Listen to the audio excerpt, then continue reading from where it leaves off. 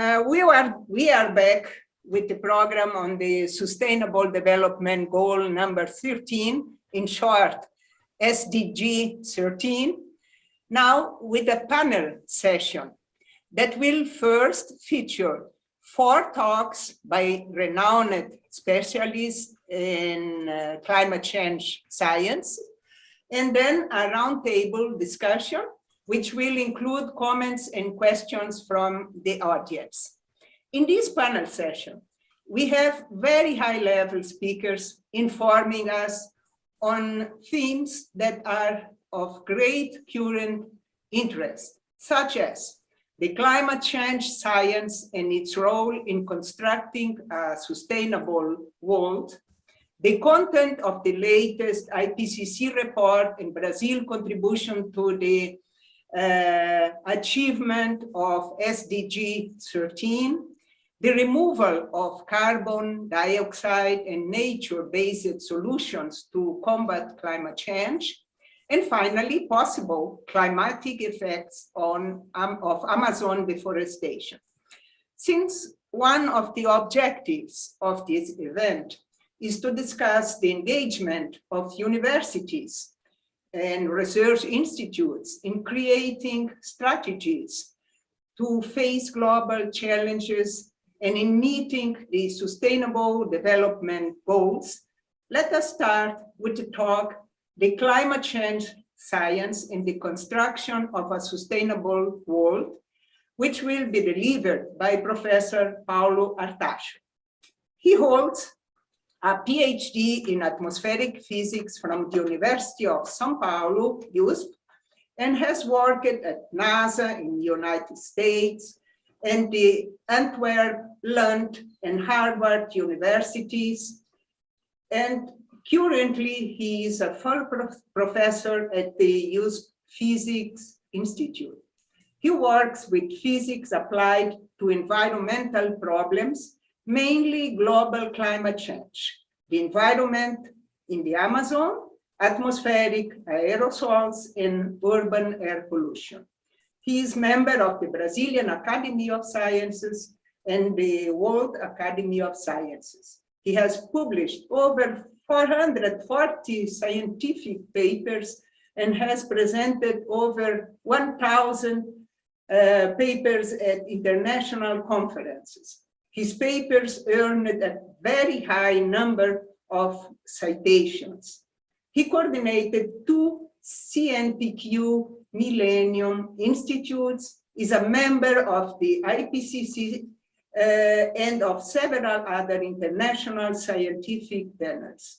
He is coordinator of the FAPESP Global Climate Change Program and a member of the INPE Climate Change.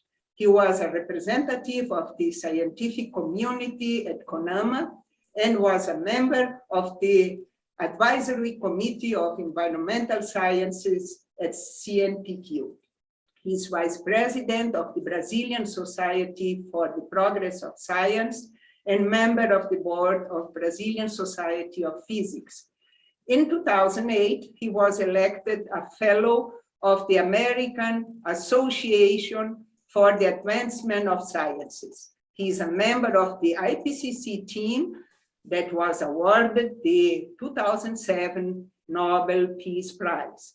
And among several other prizes, he received in 2007 the World Academy of Sciences Earth Science Prize and the Dorothy Stang Science and Humanities Prize. He also received the Order of National Scientific Merit and the Almirante Álvaro Alberto Award from the CNPq. He is a CNPq Emeritus Researcher. Please, Paulo, the floor is all yours. Thank you, Alice. Okay, I will directly share my screen. So first, thank you for the invitation to participate in this very strategic meeting by the Federal University of Paraná. So my idea is to loosely discuss climate change, the latest IPCC findings, the COP26 negotiations, as well as the results and relationship between all the SDGs. So basically, the issue is that does this system is going forwards in terms of climate change and so on. So I'll be pleased to join this discussion with the other members of the panel, all my friends from a long, long time ago. So basically, to discuss the present and the future of climate change, we needed to have a little bit of history. So basically, it's very important to remember that all this story started formally at the Stockholm United Nations Conference on the Human Environment that happened in 1972. So basically 50 years ago. So it's already 50 years that the science is alerting the global society and our governments that, we have a problem. And this problem must be solved quickly, as soon as possible, because it can have very important impacts on our society. So then the Heil 92 important conference, the Conference on Sustainable Development, that is the main topic for this conference right now, already happened 30 years ago. And now we are in 2021 at the COP26. This plot on the right, I think it's very interesting because it shows the time series of the global temperature change from 1880 to this year. So you see that COP21 is marked here when it happened, and then COP26. So basically you see that all the COPs were basically useless in terms of reducing the increase in global temperature, but this we'll discuss in more detail later on. So a few important phrases from the IPCC report is that the recent change in the climate system are widespread, rapid, and intensified, and unprecedented in thousands of years. So it's a very strong statement, especially when it comes from the IPCC. And also it mentioned that unless there are immediate, rapid, and large-scale reduction in greenhouse gases emissions, limiting warming to 1.5 degrees will be beyond reach. So it's a call to reduce emissions. The IPCC report more than shows a critical situation of the climate system is a call to reduce emissions as quickly as possible, as you're gonna see through the presentation. So basically here, we have the average temperature in our planet for the last 2,000 years. So we are right here. So you see that there is no record of as high temperature as we have today, not only over the last 2,000 years, but the last time that the temperature was similar to today was in the last interglacial period that happened 100,000 years ago, you know?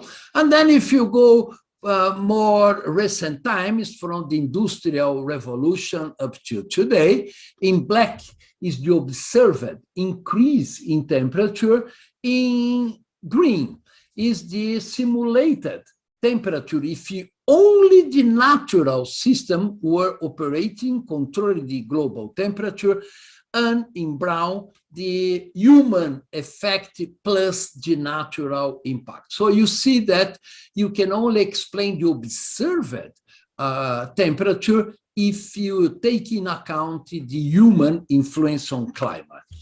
This movie, it's very interesting because it shows the land temperature anomaly distribution from the 70s until today. you see that the temperature varies on a year-by-year basis, of course, but you see what happened after the last 20 years. The plot shifts very significantly to the right. So today, in 2020, the increase in temperature over continental areas is 1.6 degrees in average. So this means that the target of the Paris Agreement over the area where our society is organized, it's already gone, because we cannot limit anymore to only 1.5 degrees. Actually, the temperature is higher than that over the land ecosystems. So, and then we also, this is nothing new. For instance, I got here an example of a paper published in 2016 on the temperature anomaly in Brazil. Look what is happening in the Vale do São Francisco area, with increase in temperature of in between 2.3 to 2.4 degrees. The same in the eastern part of Amazonia, a temperature increase of about 2.1 to 2.2 degrees. So basically, Brazil and South America is on a very fast heating rate. This is just in the last 40 or 50 years, basically. On the right here, you see the precipitation anomaly. So basically, in yellow are the regions of South America where we have less precipitation than in the time series of the last, let's say, 100 years. And in green is the places where you have excess precipitation than the historical average. So what we see is that the northeast part of Brazil and the São Francisco Valley is also much drier than it was before. So this means basically that you are going from a semi-arid climate to a really semi-desert area in most of the northeast part of Brazil. So, and then we also see that it is the central Brazil where the agribusiness is mostly established. Mato Grosso, Goiás, Tocantins is also suffering important droughts with potential impacts on the ecosystems. And one important point that is not too much emphasized by IPCC is that actually the observed warming is driven by greenhouse gas warming, but it's being partially masked by aerosol cooling. So what this means is that the aerosols is basically masking 1/3 of the heating that already have happened. So basically you see this is the heating by CO2, by methane, and this is the cooling by SO2 emissions associated with the aerosols. So the important point is that as we clean up air pollution in most of these cities in India, China, and the developing world, this component will be reduced significantly. So basically, we are going to have a much faster heating because this masking component tends to disappear in the next 2 or 3 decades. So what about the future climate of our planet? What science have to do about that? So first, it's important to understand the links between human activities, the emissions of trace gases and aerosols. This changes the atmospheric concentration. This, of course, also changes the radiative forcing, that is the energy balance of our planet. Then this increases the temperature, and then we have many impacts on the climate, like precipitation and so on. So there is a very clear links between emissions and impacts. And then in terms of emissions, IPCC have worked with the 5 different scenarios for emissions, from the most, let's say, optimistic scenarios to 2 scenarios with the implementation of the Paris Agreement, one with a very loose implementation, that's this red one with a implementation that should be followed by the commitments of the several countries. And then here is the emission scenario as we are going in terms of emissions right now. We are emitting 40 billion tons of CO2 per year globally, mostly from fossil fuel burning in the first place, and then from Amazonian deforestation.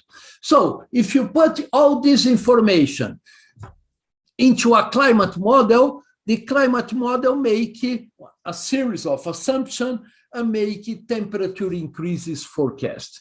So basically, for the two most optimistic scenarios, we will have increase in temperature of in between 1.4 to 1.8 degrees. The scenarios that follows the Paris Agreement implementation goes from 2.8 degrees up to 3.6 degrees, and business as usual is bringing us up to 4.4 degrees average temperature. But the global average temperature does not tell us too much, because nobody lives in the global planet. If you look for the geographical distribution of the increase in temperature, then you see that, for instance, for a 4 degrees global warming, the average temperature in Brazil will increase by 5.5 to 6 degrees, because continental areas always heat up more than oceanic areas. And of course, the surface of our planet is 75% water. And then also you see that over Siberia, over Canada, the increase in temperature could be around 5.5 to 6 degrees centigrade. So basically what we are observing is a very, very important changes in terms of global climate if we allow the global temperature to reach an average of 4 degrees. In addition to the temperature, it's important to have an idea how this will change the precipitation pattern and the soil moisture. So soil moisture is critically important for agriculture. So also you see that in terms of precipitation, Brazil is possibly becoming a much drier area than it was before. The same with South Africa, the same with Mediterranean Europe and the Northern Africa, with the very significant reduction in precipitation. And in terms of soil moisture, that is, again, critically important for agriculture, look for the scenario for Brazil or for South America. So basically, it will have much less soil moisture than it had before. The same with the southern part of Africa, the Mediterranean Europe and Northern Africa, the Central America, and also the central part of United States. So basically, you see that this can have a very important impact in Brazil, like we see here in this increase of that same figure as the previous slide. So of course, Brazil have to think about twice if we will be successful in terms of having all the economy put to the agribusiness, because it could be not as much profitable like it was in the last decades. This is not new again, you know, so Embrapa knows that very well. I took these plots from Embrapa Informática Agropecuária from 2019. So that is water deficit in Brazil. So basically what we see that the region that traditionally have had very high water deficit, the northeast part of Brazil, is basically entering into Tocantins, Goiás, and Mato Grosso. And as we'll go further on this decade, this will again expanding the areas of high or very high water deficit. Until the next decade, this will be mostly all over central Brazil.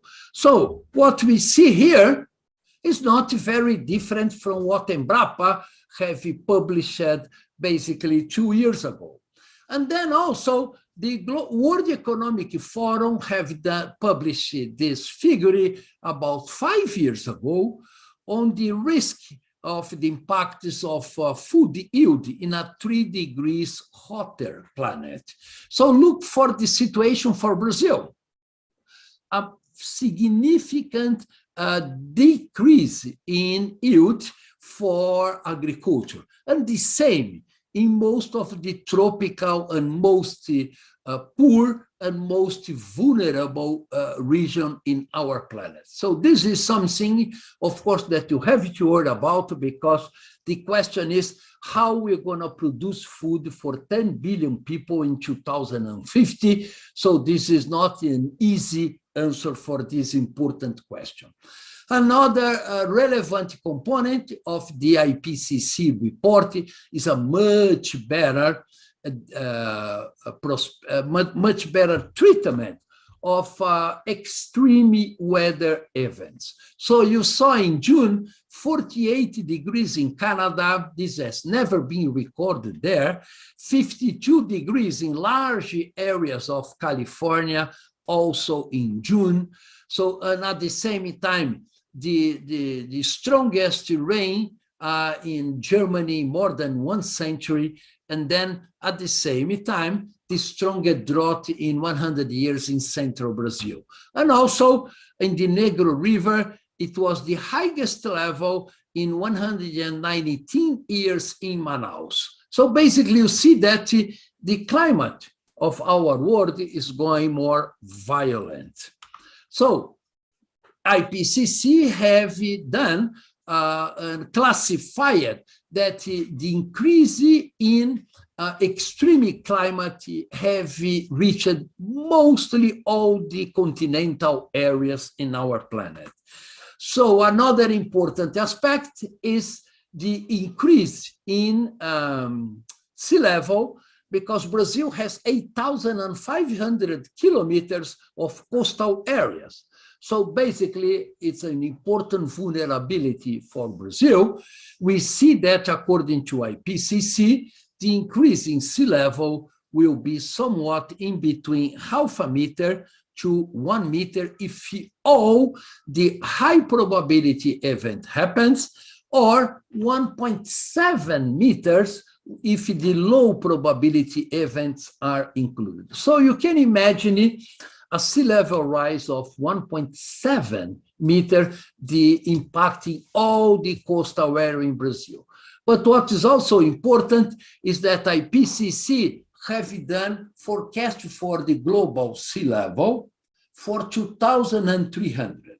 And one important question is why IPCC have done that, you know? One of the possible reasons is the following. As soon as you melt 1 square kilometer of ice from Greenland, and this goes to the ocean, science does not have any no method to frozen this water and bring this water back to Greenland. So what happens is that this is a irreversible change, and as soon as it starts, it's very hard to stop. And then the potential for increase in global sea level, it's about 15 meters. So you can imagine Copacabana and Ipanema with the sea level at the second level of the buildings in Copacabana, Ipanema. You can imagine Manhattan, you can imagine many, many cities around the world. So this is a possibility that we certainly have to go out as much as possible and as soon as possible. In terms of extreme events, IPCC have predicted that one event that has happened once in every 50 years if you allow the climate to heat up by 4 degrees, this event will be 39 times more frequent than before we started the heating up the atmosphere of our planet. So basically, it's a huge increase in climate extremes. Is the first time that IPCC really make these calculations quantitative. So, and then also the vulnerability, IPCC also on this report deals with the issue of urban air pollution and climate, because there is very, very close links between reduction in urban air pollution, reducing in greenhouse gases. So basically we see that not all regions have the same pollution exposure from air pollutant, because some of the areas are actually well above the threshold for population exposure, like Eastern Asia, like in the Middle East, and so on. And several other areas, like in North America, you are already below the threshold of air pollution. So basically, there is a very close link between air pollution and climate change. And then also it's important to understand that from all 40 billion tons of CO2 we are feeding into the atmosphere every year, the ocean removes about 30%. Terrestrial ecosystem through photosynthesis absorbs another 30%. So basically, what remains in the atmosphere is a small fraction of what we are emitting to the atmosphere.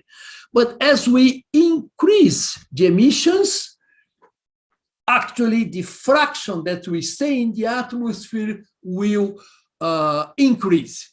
This means that we can have the potential to accelerate global warming because the sinks that absorb CO2, methane, and other trace gases are becoming saturated. And what about Amazonia? So basically, the IPCC models predicted that Amazonia, this is a map with the carbon uptake in response to climate warming. So basically, look what will happen to Amazonia. Amazonia, according to the IPCC models, we start to lose carbon, -1 kilogram of carbon per square meter per each degrees Celsius that will heat up the climate. So the forest is very sensitive to climate change. Increase in temperature and reduction in precipitation alters the balance for the Amazonian ecosystem, and the Amazonian forest starts to degrade and starts to emit carbon to the global atmosphere. Why this is important? Because Amazonia contains 120 billion tons of carbon. So that this corresponds to 10 years of fossil fuel emissions. So basically, we have the potential to very significantly enhance the greenhouse gases. So basically, it's important to understand that deforestation in Amazonia impacts global warming, but also global warming impacts back into the health of the undisturbed forest. So there is a link between Amazonia and the global climate change. And let's remember that the deforestation rate in Amazonia is still increasing even after Brazil have made commitments to zero deforestation in 2028. So basically, you are continuing with the deforestation of Amazonia, and basically in 2021, Brazil have deforested 13,200 square kilometers, a 21% increase into 2021 compared to 2020, according to INPE data. And from the point of view of greenhouse gas emissions from Brazil, it's important to understand that 44% of our emissions is basically deforestation, and 28% is basically agribusiness. So if you solve these two largest emissions in Brazil, and that's not difficult to do, Brazil could lead an important reduction in greenhouse emissions worldwide. And then to finish my presentation, it's important to make a connection between the climate change issue and the inequalities in our world. So basically 10%, the population that constitutes the 10% richer persons in our planet emits half of the greenhouse gases. And the most vulnerable, 50%, emits only 10% of the total emissions. So there is a very important issue associated with inequalities and climate change.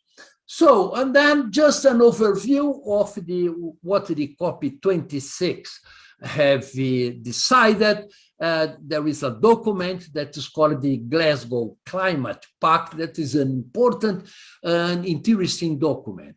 But what I can say is that the COP26 shows the very large distance between science, what IPCC mentions, and the geopolitical interest of all countries in the world, not just United States, Brazil, India, or whatever, because IPCC makes it clear that you have to reduce emissions by 45% by 2030, and we are very far from this target.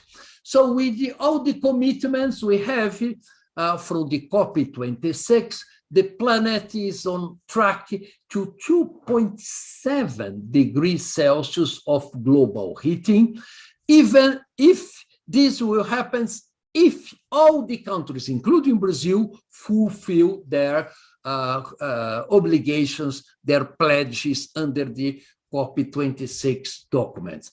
Well, two important points is that there is an agreement to zero deforestation globally by 2030, and Brazil have a commitment to get zero deforestation in 2028. But of course, we need to put the policies in place to make sure this will happen. The agreement on methane reduction was another important point at COP26, is 30% by 2030. And then it's important to understand that this reduction in methane emissions can be very easily targeted for the cattle meat production in Brazil with gains on productivity. And the same for the fossil fuel industry, because most of these methane emissions are leakages from transportation and production of natural gas.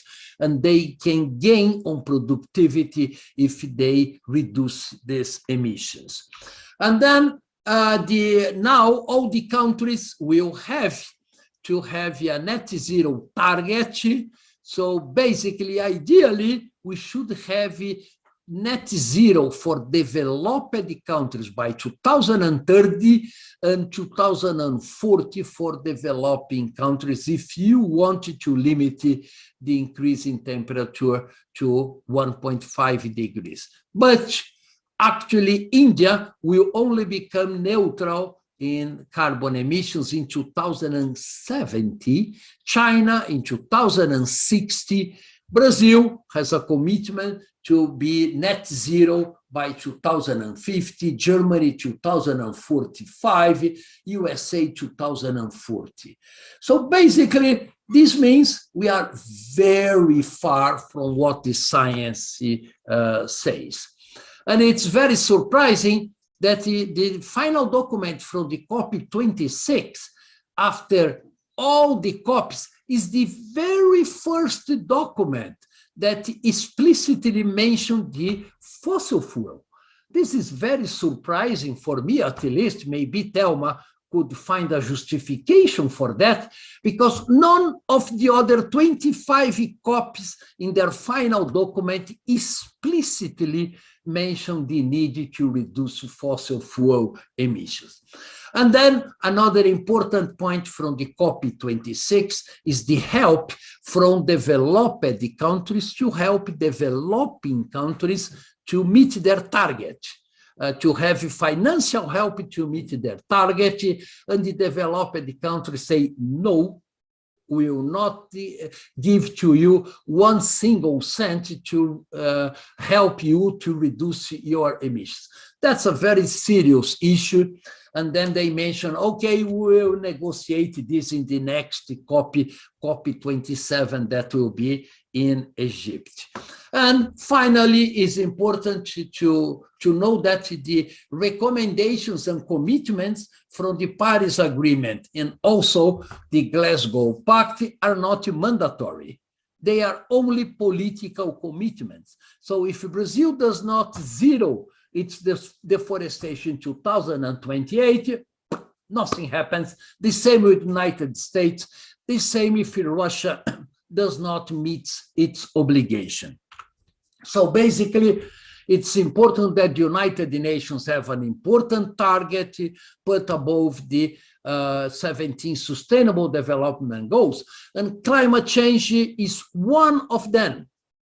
That is the SDG 13, but many others SDGs depend on a stable climate to be fully implemented. So for instance, water, food, and so on depends on controlling climate change. So basically, it's important that to understand that climatic and environmental issues, we have strong economic and social impacts, including jobs, socioeconomic inequalities, and many other impacts on our planet. And I will leave to you here a figure, and welcome to the new climate of our planet, because this is where we are going to with the COP26 results and the lack of actions from most of the government. Thank you very much, and I will be ready after all the other presentations to answer any questions you may have. Thanks for the attention.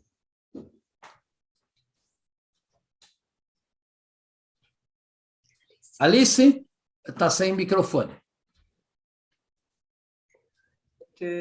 Always forget to unmute the microphone. Okay, thank you very much, Paulo.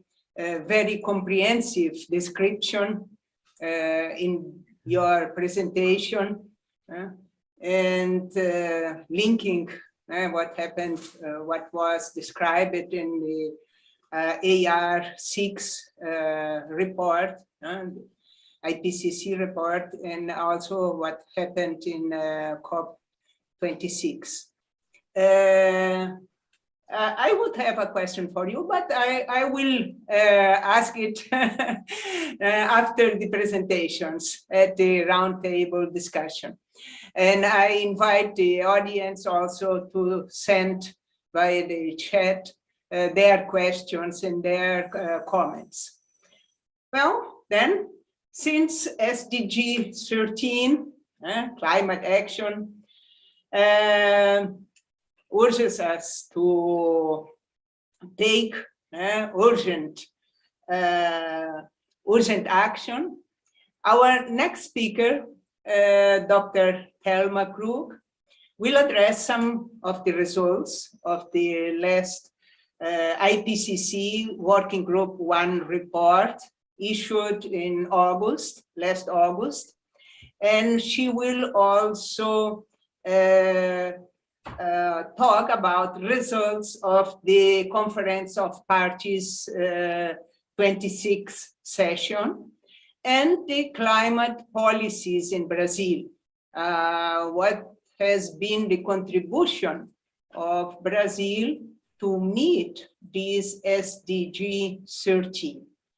Thelma Krug is a retired senior researcher at the National Institute for Space Research, INPE. She's a mathematician with a PhD in space statistics from the University of Sheffield, England.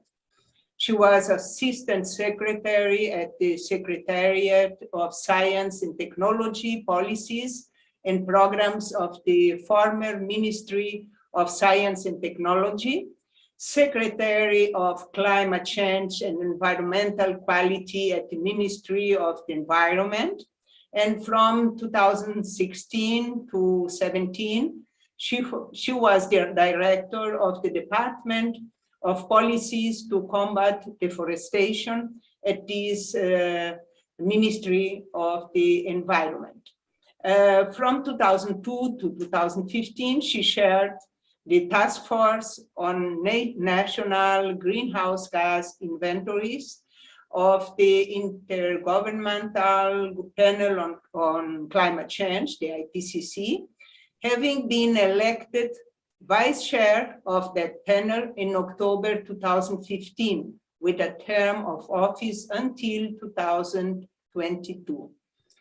For more than 15 years, she represented Brazil in international negotiations at the United Nations Framework Convention on Climate Change on themes related to the use and change of land use, forests, national inventories of greenhouse gases, research and systematic observations, among others. Please, Thelma, the floor is yours.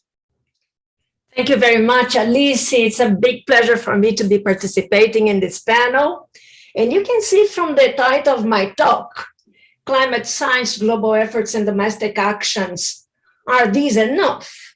So when we say here, are these enough? Obviously, or maybe not so obvious, but the focus of my talk is going to be on the analysis of the global efforts of the 191 countries to the Paris Agreement and the consistency of their targets, usually set to 2025, 2030, to see if it's consistent with the Article 2A of the Paris Agreement, which is the following. It's one of the goals of the Paris Agreement to hold the increase in the global average temperature to well below 2 degrees Celsius above pre-industrial levels, and pursuing efforts to limit the temperature increase to 1.5 degrees Celsius. So what I'm going to do is to try to focus on this and see if this is consistent with the emission trajectories assessed by the IPCC, both in the special report on global warming of 1.5 degrees Celsius, as well as the recently released contribution of Working Group 1 to the 6th assessment cycle of the IPCC, was released just in August. And then after this, I'm going to comment on domestic actions. But obviously, I will have to focus on Brazil. And I appreciate also the talk that Paulo gave, because it gives me a little bit of the background. And Paulo, I'll try to respond to your question of why fossil fuels were included in the decisions of a COP after so many years. And that has a long, long history. It was much easier to put forests on that, much harder to put fossil fuels. And this is like a contrast, because if you think that fossil fuels from the energy sector are those that contribute most to the global emissions every year, and that land use has a smaller contribution, the attention came on the reversal of the forest forces, and then finally we see something coming up for fossil fuels. So how did I think of addressing this topic? Interesting one. This is the first time I'm giving this presentation, but it doesn't come from my own analysis. Unfortunately, I had to, not unfortunately, but I had to rely on the analysis that has been done by the Climate Change Convention Secretariat. It was presented at COP26, which is the new and updated nationally determined contributions, which I'm going to refer to them as NDCs, representing all 191 parties to the Paris Agreement. So what this report from the Secretariat does is to synthesize the information provided by the 191 countries that have been updated.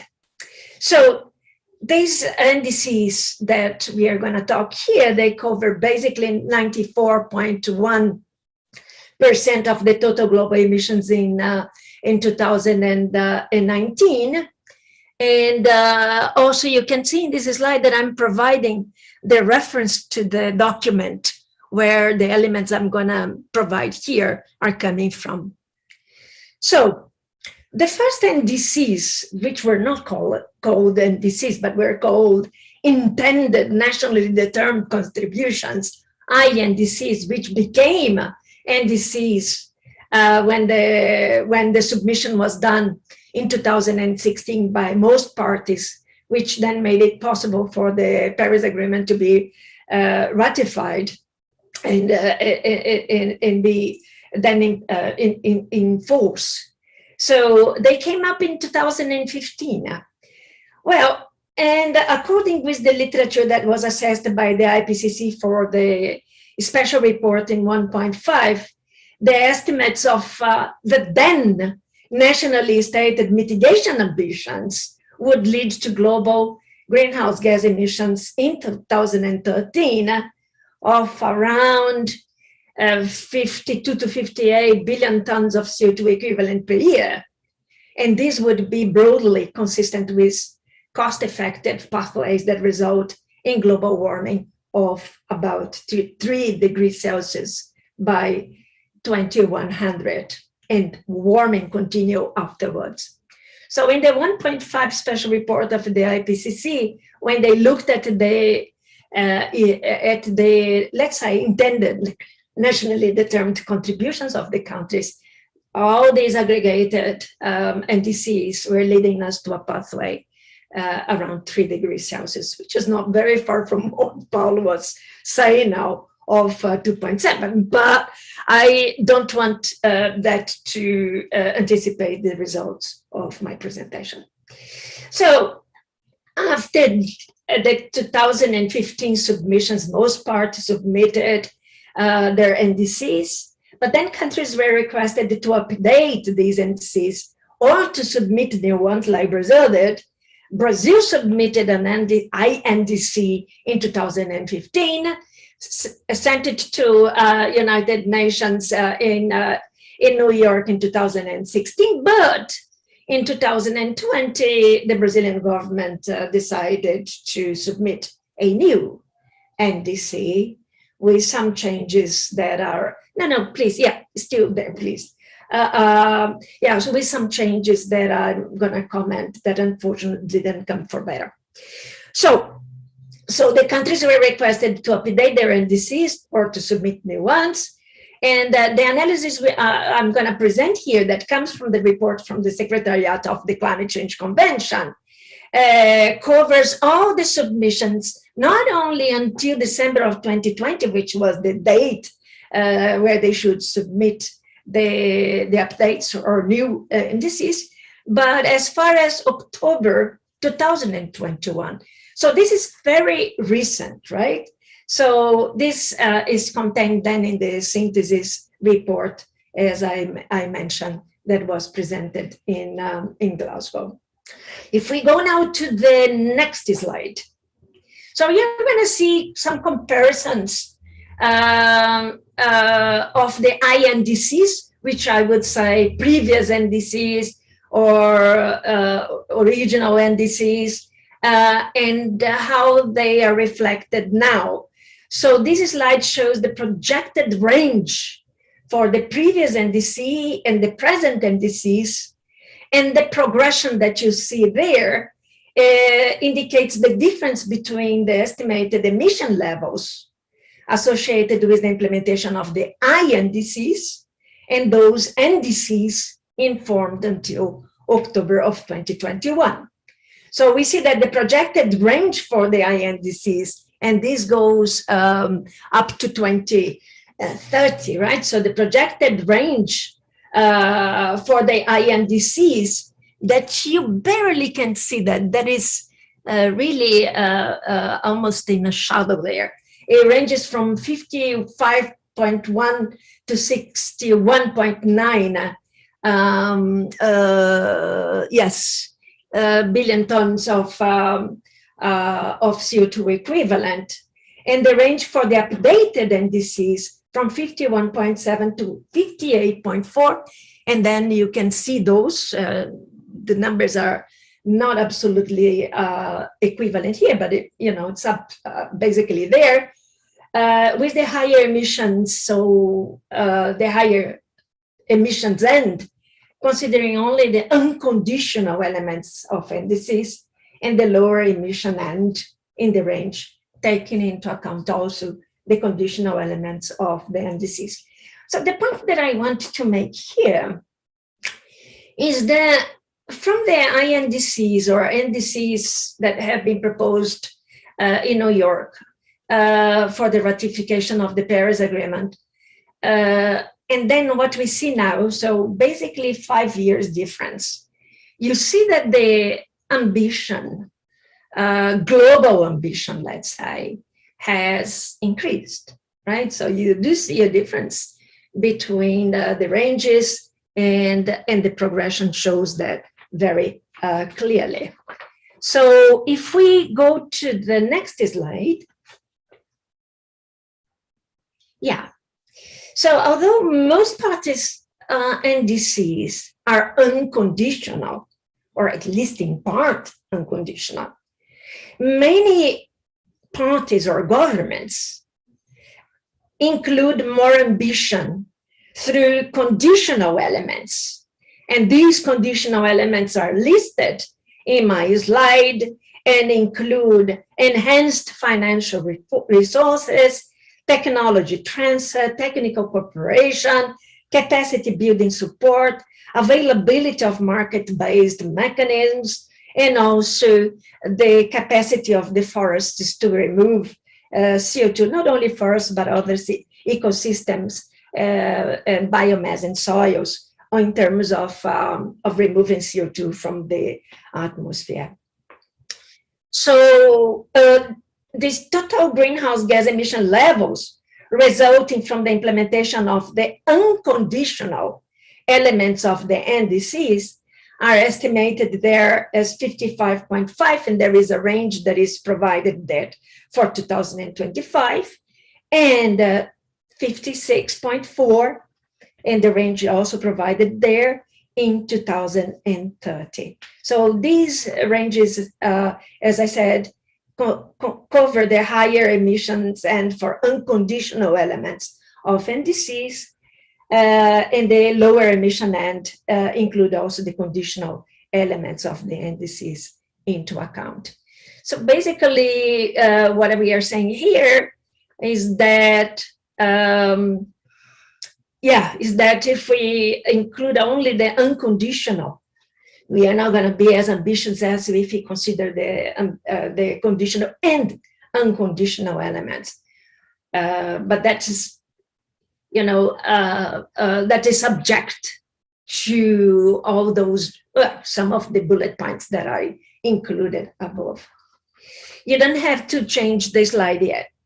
So one of the reasons for the Paris Agreement to have been agreed in Paris and be ratified in the very next year was the flexibility that was provided to parties to submit their INDCs.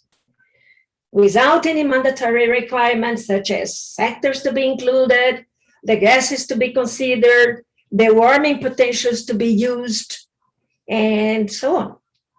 So there was flexibility for parties in relation to the inclusion or not of one or more of the IPCC sectors and greenhouse gases covered in the NDCs. So this next slide. Yeah. This next slide shows the sectors that are energy, industrial processes, agriculture, land use, change in forestry and waste, which are the sectors in the IPCC guidelines. And also you see on the right, the gases also under the Climate Change Convention. So what you see here is basically the gases that have been included in the previous and the updated NDCs, which are shown in dark blue, the more updated ones. And it can be noted that emission reductions from the energy sector, from the beginning, from the INDCs or for the NDCs, it has been always included. That shows the 100% for the energy sector, right? Reductions from the other sectors, like industrial processes, agriculture, the LULUCF, and the waste, were reflected in more updated NDCs than in the previous one. So you see the increase in the percentage of the countries that included more, let's say, mitigation activities in these different type of sectors. And also, as I mentioned, the energy sector being the one that contributes most to the annual average greenhouse gas emissions, and justifies, obviously, the more concerted efforts to reduce associated emissions.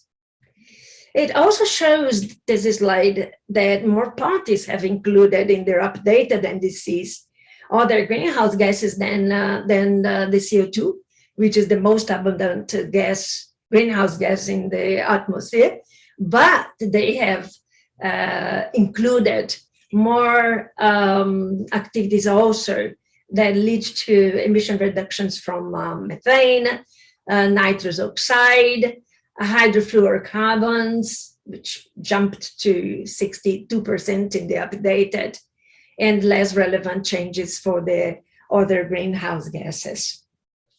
So again, the point I make is that, countries are improving systematically, let's say, their NDCs, including more sectors, including more gases, and this is important.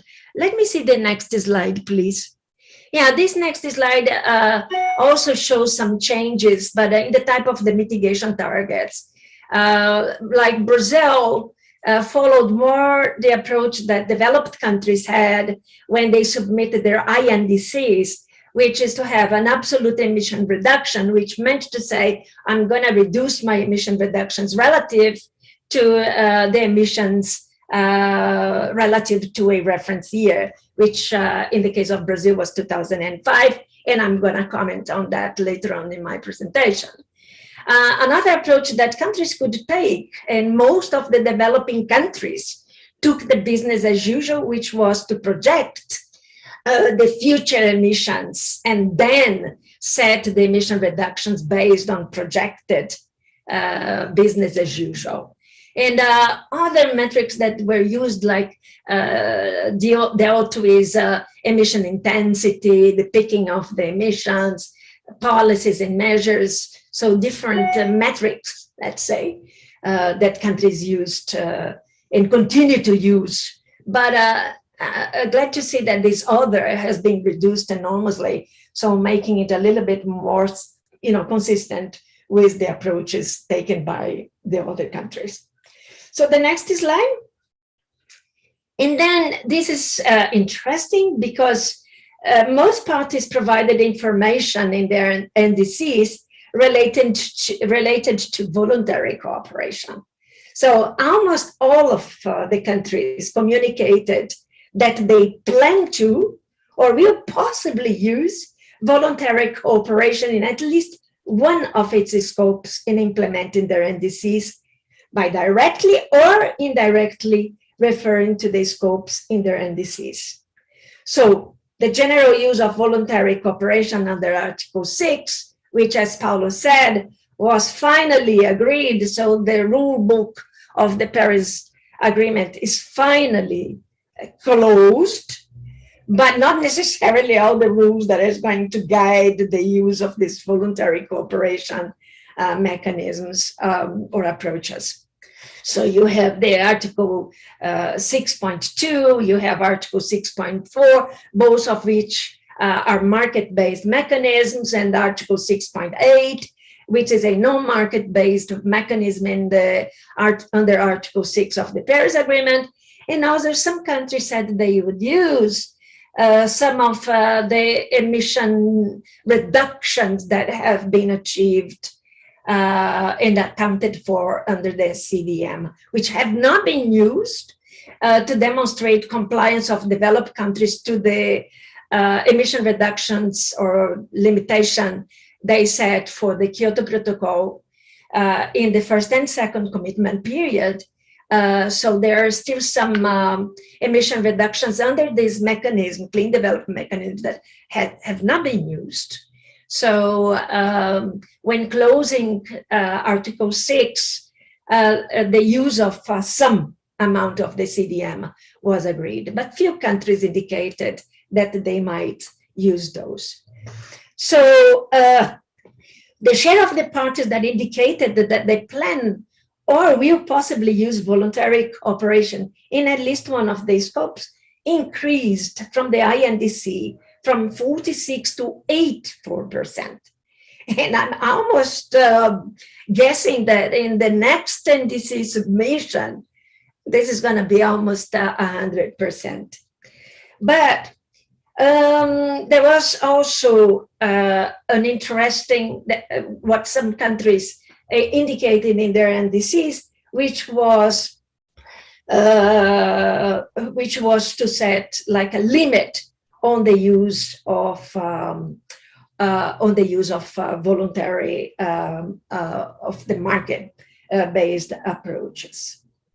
So they have set limits on the use of this voluntary cooperation, and indicates that to achieve unconditional targets, primarily through domestic efforts, could also be enhanced by partially using the voluntary cooperation.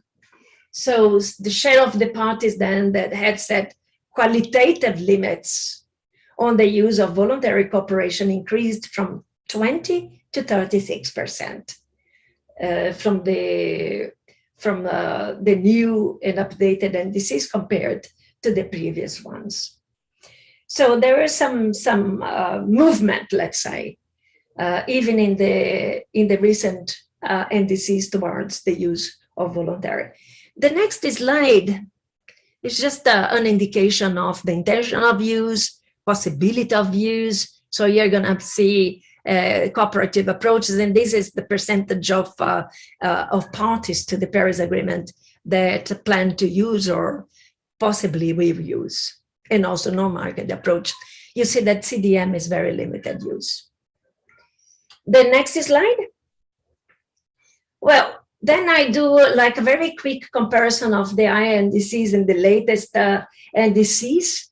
So this slide, it shows that for 2030, the projected total greenhouse gas level is 59% higher. I guess that I'm putting this ahead.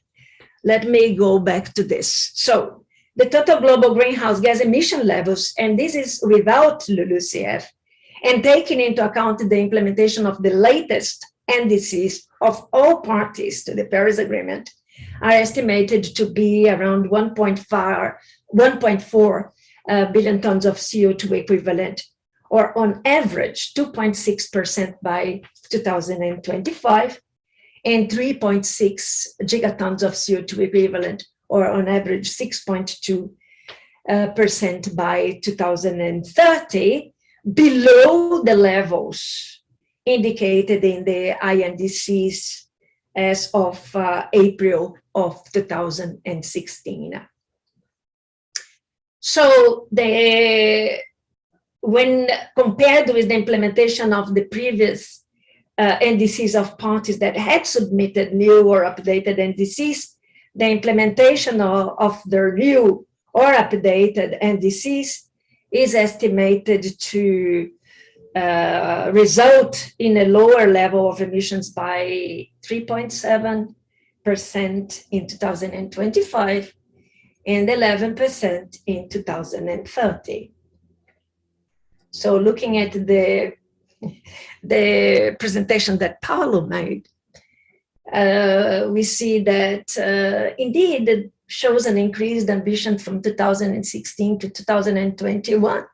But would this be enough? So the next one, yeah. So this next slide shows that for 2030, is just a comparison with the historical emission levels in 1990, 2000, 2005, 2010, 15, 19, and projected to 2025, where you see that relative to 1990 emission levels, in 2030, we would be reducing 59% of the emissions. And relative to 2019, we would be reducing in or by 2030, only 5% relative to 2019. And this next slide, I'm not going to read this, but it provides these comparisons for both the 2025, what I showed in the slide before was for 2030. So the numbers you see here, you're going to see in the previous slide, but for 2025, it is also reflected here. So basically not really enough. So let's move to the next slide. And that is when I start talking about the comparison with the IPCC emission scenarios. So considering the analysis of these latest NDC submissions that I have then presented, the question is, are they consistent with the global emission pathways that we see or that has been assessed in the special report of 1.5 global warming by the IPCC, especially those that feature no or limited temporary overshoot of the 1.5 warming level by the end of this century. And then Paulo also showed this for the 1.5, that according to the special report on global warming of 1.5, this consistency requires that the net anthropogenic CO2 emissions decline by about 45% from the 2010 level by 2030 and reaching net zero around 2050. So this was from the report on global, special report on 1.5, released in end of 2018. And now with the contribution of the working group to the 6th assessment cycle of the IPCC, it conveys a similar message in that now you're going to remember those scenarios that Paulo showed, the 5 scenarios that Paulo showed. And the very one at the bottom regarded the very low emission scenarios, which is considered in the working group 1 report to be the only scenario in which warming is limited to around 1.5 degrees Celsius. And that also features the net zero global CO2 emissions around 2050. And in comparison, if we want to limit global warming to below 2 degrees Celsius, CO2 emissions need to decline by 25% from the 2010 level, also by 2030. And this is on most pathways assessed by the IPCC, and also reach the net zero CO2 emissions around 2070. So there is a little bit of flexibility for being consistent with the below 2 degrees Celsius. However, also, as Paulo indicated, the impacts or risk of impacts from this half degree Celsius can be quite significant for the human and natural systems. And in parallel, we need also not only CO2 emission reductions, but we need also deep emission reductions for non-CO2 gases, although it is not contemplated that they would reach net zero. The next slide. So this is the assessed global emission ranges. This includes the land use as well, a sector as well, for the IPCC scenarios that have been provided in the special report of 1.5. So what we see there is the historical in black, and then we see now is the NDCs for 2025 to 2030, ending there, because that's what we have, are not following any of the emissions trajectory that are presented in the IPCC, which include those where you could get below 1.5 degrees Celsius by the end of the century, or 1.5 with limited overshoot, meaning that at some point before 2100, you would exceed the temperature of 1.5, but then would have mechanisms to bring it down, or measures to bring it down to 1.5 before the end of this century. And the other ones which were higher overshoot scenarios, which would be then more difficult to bring down to 1.5. So I don't know, maybe the next slide. Yeah. So responding to the question there, if we are in a trajectory of emission reductions informed in the NDCs that is consistent with the global emission pathways in the special report of 1.5. And then the answer is there that even the new and updated NDCs are not consistent with that, or even to the well below 2 degrees Celsius, as we have seen in the previous slide. And then the estimated end of century temperature is, as Paulo indicated, the 2.7 with a range of 2.1 to 3.5 degrees Celsius. And the total global greenhouse gas emission level in 2030 is about 15.9% above the 2010 level, whereas it should be below this 2010 by 45% in 2030 for the 1.5. So in summary, there is an urgent need for a significant increase in the level of ambition of the NDCs between now and 2030. Either that, or we can also think that even the latest NDCs, there is a mistake there, could have an overachievement, or we can think of both, right? Overachieving with the NDCs now, and also in the next NDC, we would update that to be much more ambitious and much more consistent with the emission pathways that the science indicates to us for both 1.5 and well below 2 degrees Celsius. So next, before I go into the domestic,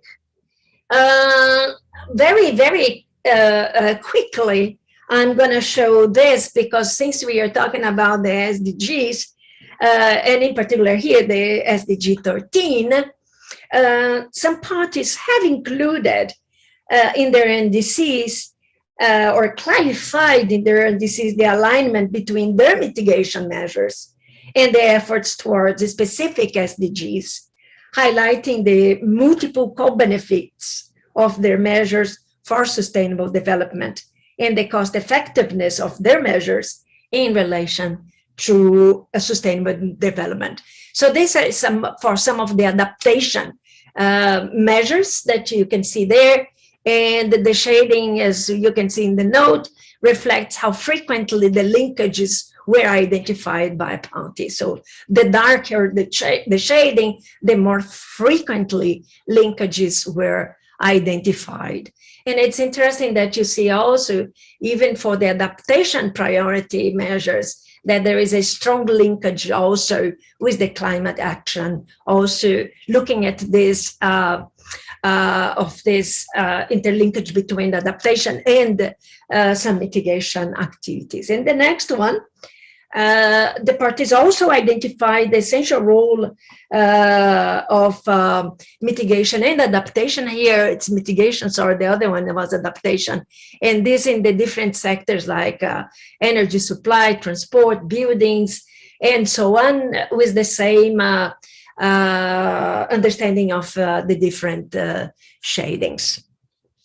So this was just to say that in the report that I mentioned, the synthesis report by the Secretariat, they also address that the parties have indicated this linkage between adaptation and mitigation measures with the Sustainable Development Goals and with sustainable development. Obviously, it includes more, like they include gender, how gender is being considered by in the NDCs, how the local communities, indigenous peoples are being considered as well. So there is plenty of material. It's a very rich synthesis report, and I'm just bringing and flagging some of the aspects that I thought would be relevant for this presentation. So is the next slide, we move very quickly to the domestic actions. And as I mentioned, I'm going to focus on the case of Brazil. And several of these, I don't have too many slides, but anyway, some of these are basically the same that Paulo presented, but I possibly am going to give a different flavor here. So the next slide. So now I'm thinking of my head of IPCC, if I ever use that. I hope not, but I'm as IPCC, I cannot comment on any government's actions. So please understand my messages here as former researcher and not with anything to do with the IPCC. So I thought that it would be interesting to provide first the greenhouse gas emission situation in Brazil. And then I'm using the national communications to the UNFCCC as my references. So the latest in national communication of Brazil was communicated in December of 2020 to the UNFCCC, and provides the information that goes from years 1990 until 2016, which was the latest period we addressed in this forced communication was 2010 to 2016. And it shows that emissions reductions for 2005, remember when I said that 2005 was the reference year, or is the reference year adopted by Brazil to estimate their emission reductions in 2025 and 2030. So also Brazil used in this in its INDC the values of the 2005 as presented in the second national inventory. So on the right side, you see that in the second national communication in 2005, the total emissions were 2.192 billion tons of CO2. But then when you recalculate this for the fourth national greenhouse gas inventory, you see that it's increased to 2.455. And also, the third national communication is the communication that Brazil used when it provided its new NDC. And in the third national communication, the total greenhouse gas emissions in 2005 were 1.271399, that has been recalculated as shown here to 1 to 2.9 billions of CO2 equivalent. And when Brazil used the INDC based on the second national communication, it indicated that it was seeking to have emission reductions of 37 and 43% by 2025 and 2030, respectively. So this was based in the number you see in the first bullet on the right, 2.192601. So 37 and 43 relative to this 2005 emissions in the second national communication. But in the updated national, in the updated NDC of Brazil, Brazil maintained these percentages, 37 and 43. And but the estimates for 2005 were recalculated based on better data and methods for the third national communication, as I explained. So that was understood by many that Brazil should have recalculated the percentages to be consistent with the effort that it has put forward in 2015 in the INDC. So this would basically, if you do the calculation, these percentages revised would be approximately 50% by 2025 and 54% by 2030. And not the 37 and 43. But then during the COP26, Brazil expressed the revised percentage of 50% of for 2030. So potentially correcting, I would say, although it doesn't understand that as a correction, but as higher ambition. But then anyway, this has been somehow updated. So the INDC provided an indicative list of economy-wide activities that were sought to be the reference for Brazil to meet the mitigation targets. So INDC was 37, 43%, but in addition to the percentage, Brazil also presented potentially how it would achieve those emission reductions in the different sectors, energy, industrial processes, because of the economy-wide approach that Brazil used in the NDC, which was highly welcomed.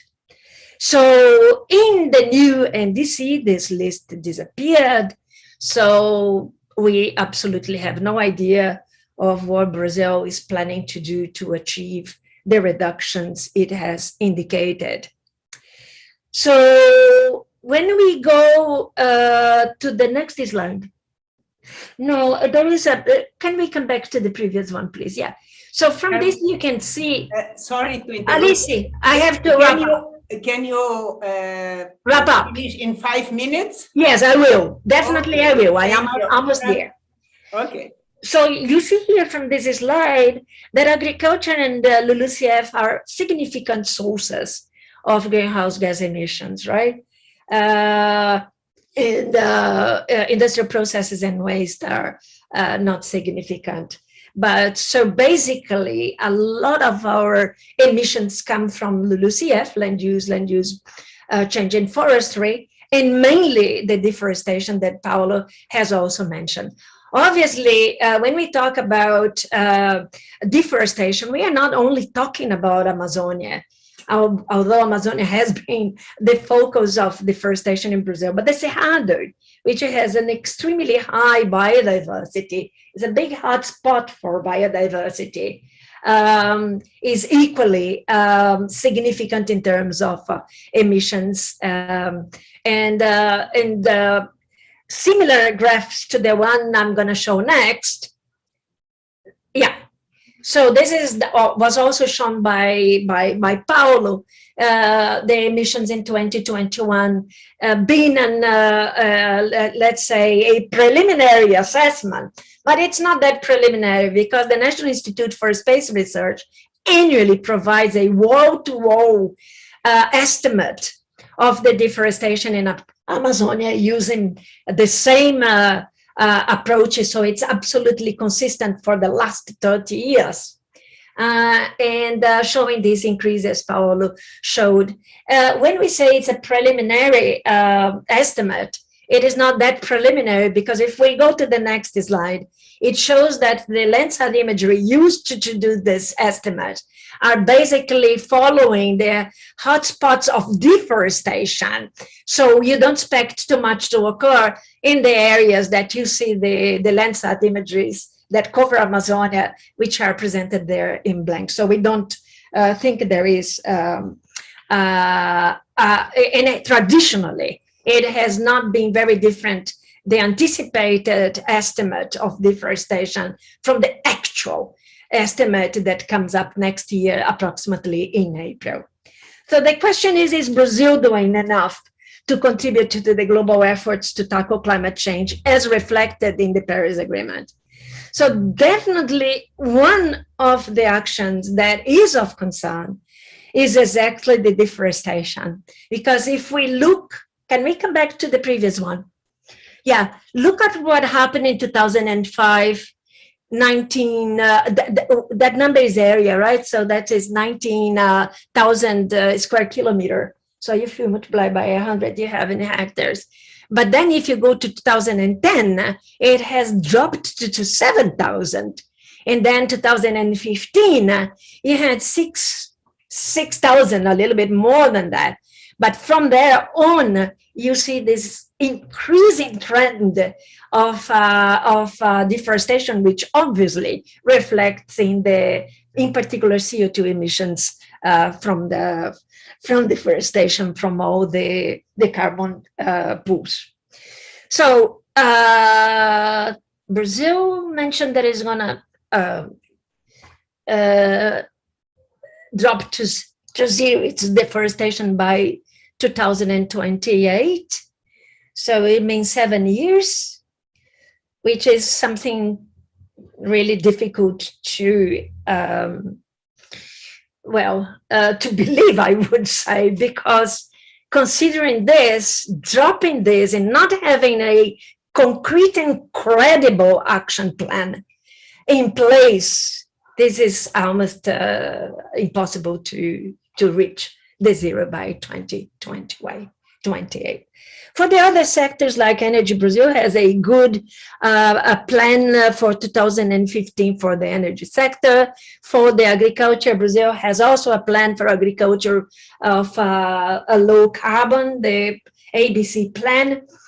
And as I mentioned, the other sectors are not that significant. So considering what we see today, we see that Brazil could be on track, let's say, in 2005 or in 2010 when it submitted the first NDC, but now it's really going astray from that value, basically doubling the deforestation. And this is only for Amazonia. We have to see also the deforestation for the other biomes. So with this, Alicia, I thank you so much. So unfortunately, the answer is very simple.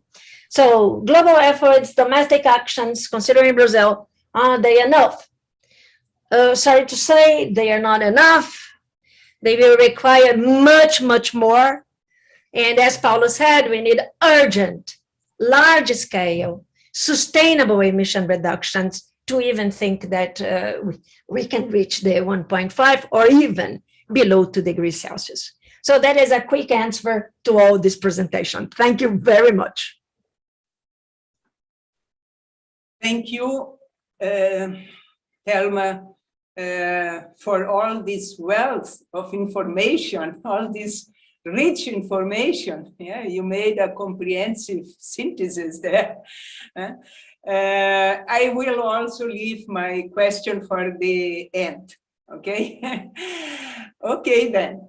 And now our next speaker is Marcus Heil Costa, and he will speak about carbon dioxide removal and nature-based solutions to combat climate change. Very interesting issue. Marcus Heil Costa is an engineer with vast experience in climate, land use, carbon cycle, water, and agriculture in central Brazil and the Amazon. His research uses various types of environmental models, remote sensing, and field data to study the relationships between climate change, land use change, and climate, water resources, agriculture, and natural ecosystems. He is a full professor at the Federal University of Viçosa and a CNPq 1B scholarship holder. He has been visiting professor at the University of Wisconsin-Madison and general coordinator of climate change at the Ministry of Science and Technology in 2011. He is currently a member of Working Group 1 of the Intergovernmental Panel on Climate Change, the IPCC, and also of the Science Panel for the Amazon, coordinated by the United Nations Sustainable Development Solutions Network, and also member of the Advisory Committee on Environmental Sciences at CNPq. He holds a PhD in climatology from the University of Wisconsin-Madison and a master's degree in agricultural meteorology from the Federal University of Viçosa. Marcos, thank you for accepting our invitation. The floor is yours. Okay. Can you see my presentation there? Yes. Mm-hmm.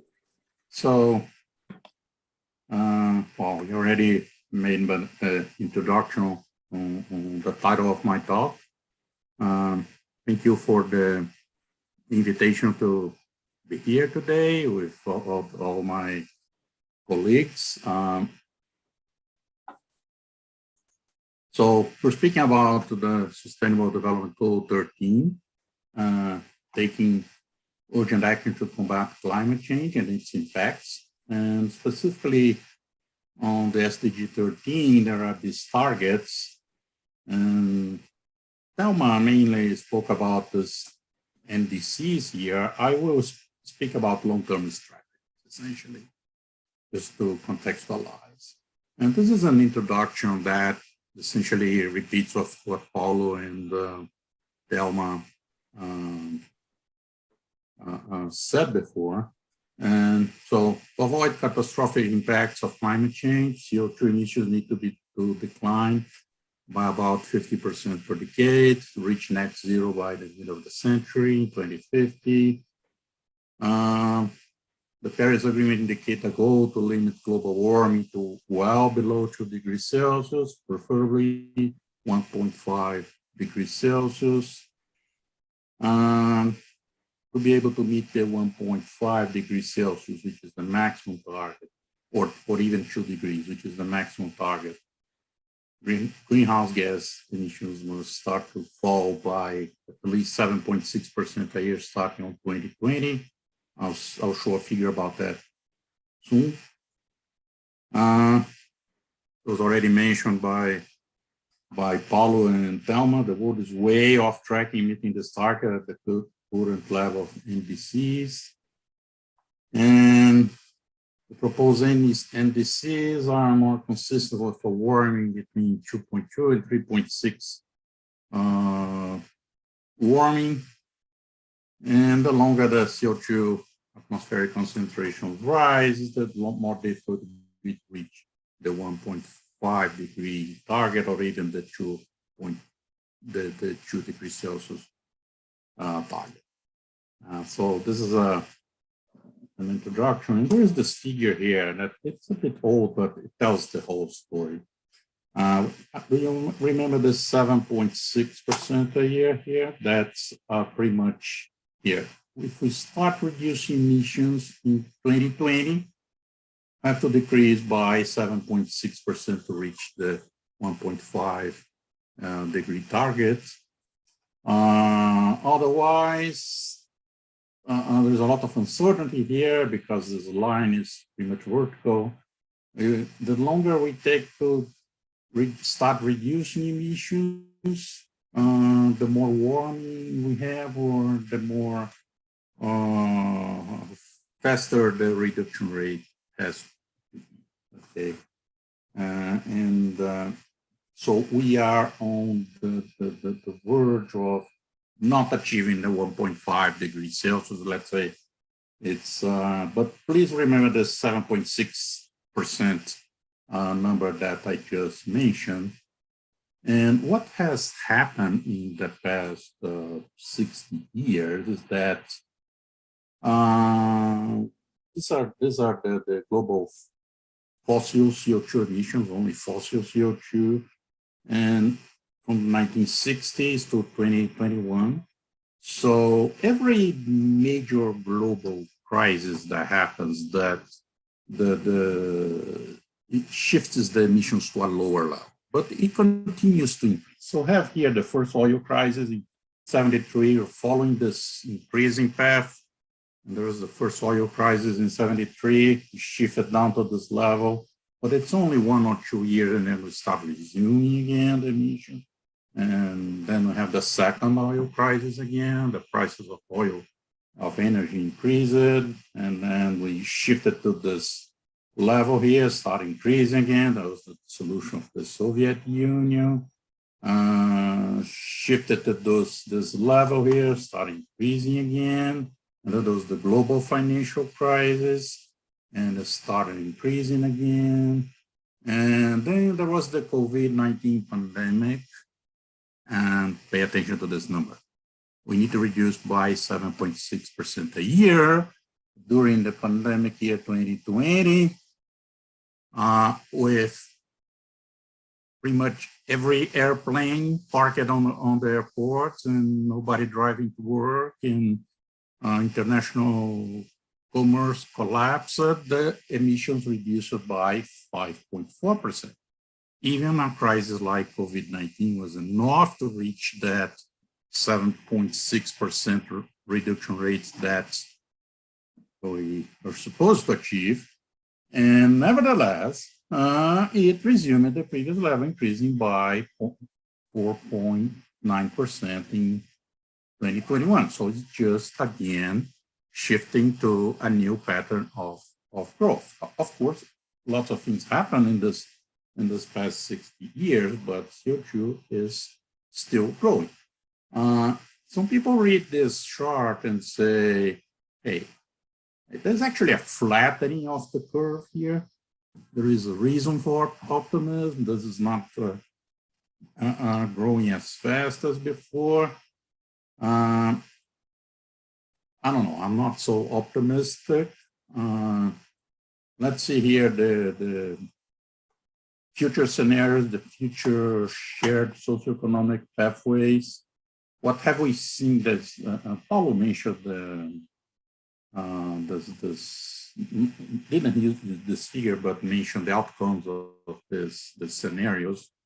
But these are the scenarios classified here by sustainability, regional rivalry, inequality, development based on fossil fuel, and a middle-of-the-road scenario. What have we seen the last 2 years? Well, growing inequality during COVID-19, and China and India refused to accept elimination of new coal power plants in COP26, which I read it as growing regional rivalry. So we're not going towards sustainable scenarios. These two scenarios here, they are the ones that Paulo mentioned that will bring us to 2-degree warming, the 2.6, and the 1.9 will bring us to 1.51. And we're headed towards something more or less like that. So,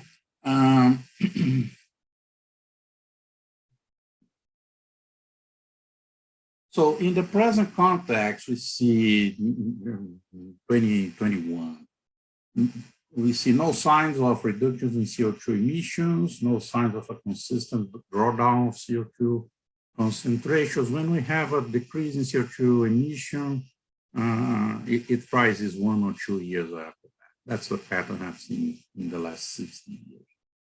In this context, carbon dioxide removal from the atmosphere that we call CDR, carbon dioxide removal, is a key process to reach the Paris targets. Actually, these two scenarios here, 1.9 and 2.6, they heavily depend on carbon dioxide removal. They actually remove CO2 from the atmosphere. They assume that. So what's CDR? CDR techniques consist of enhancing several natural, biological, and geochemical processes that remove carbon dioxide already present in the atmosphere and they store it on land and in the ocean. So this is called nature-based solutions, okay? Because the idea here is to enhance natural processes. Okay, so make nature works to remove more CO2 from the atmosphere. There are also non-natural solutions like pure technological solutions like DEX. I'll speak about that in a minute.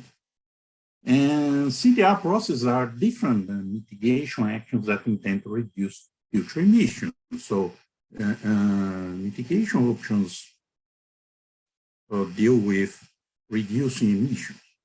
CDR methods aims at removing CO2 that has already been emitted, it's already in the atmosphere. So there is this difference between both. Okay, there are 4 major categories of CDRs. First is to enhance biological production and storage on land. Production here is photosynthesis, okay? In storage on land, in vegetations, in soils, or in geological formation. That's a nature-based solution.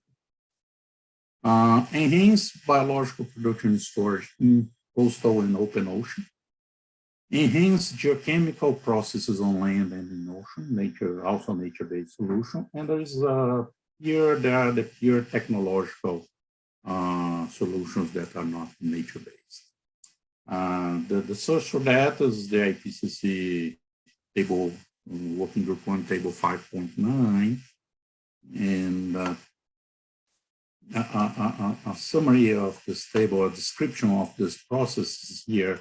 So what are the methods? First one, afforestation, reforestation, and forest management, a biological processes store carbon in organic form, in trees and soils by planting storage or managing forests. Carbon stored lasts for decades or to centuries.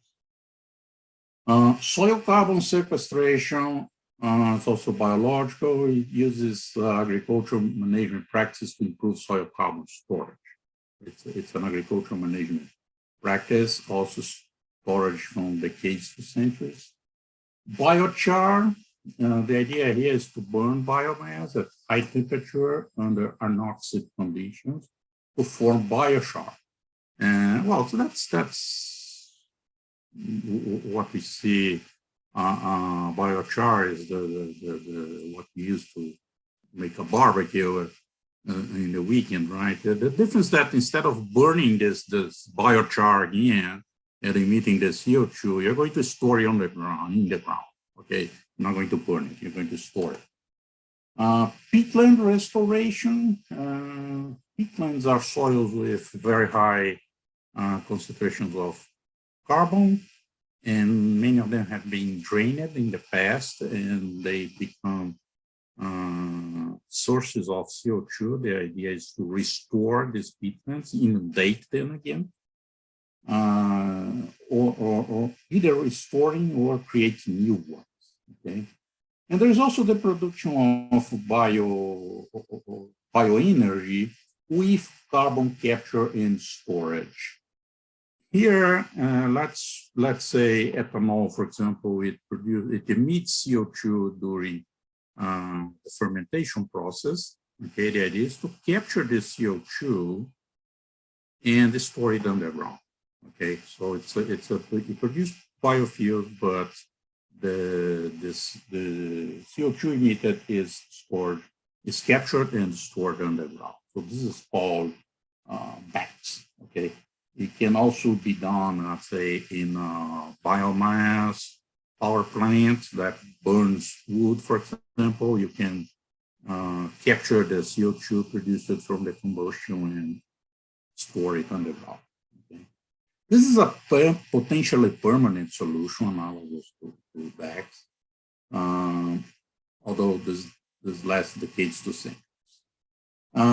In the ocean, we have fewer options. One of the most discussed is the ocean fertilization, which intends to fertilize upper ocean with micro or macronutrients to increase phytoplankton, photosynthesis, and biomass. It essentially enhances photosynthesis in the ocean by adding nutrients that are limiting photosynthesis today. Time scale of carbon storage is decades to millennia. There is artificial ocean upwelling that would be pumped nutrient-rich deep ocean water to surface to do essentially the same thing here, increase photosynthesis in the surface water.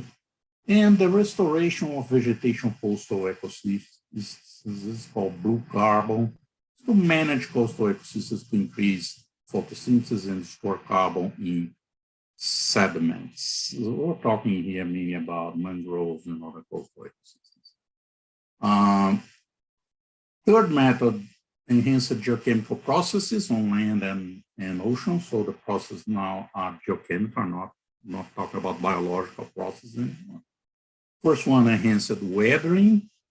The description is spread alkaline minerals on land to chemically remove atmospheric CO2 in reactions that form solid minerals, carbonates and silicates.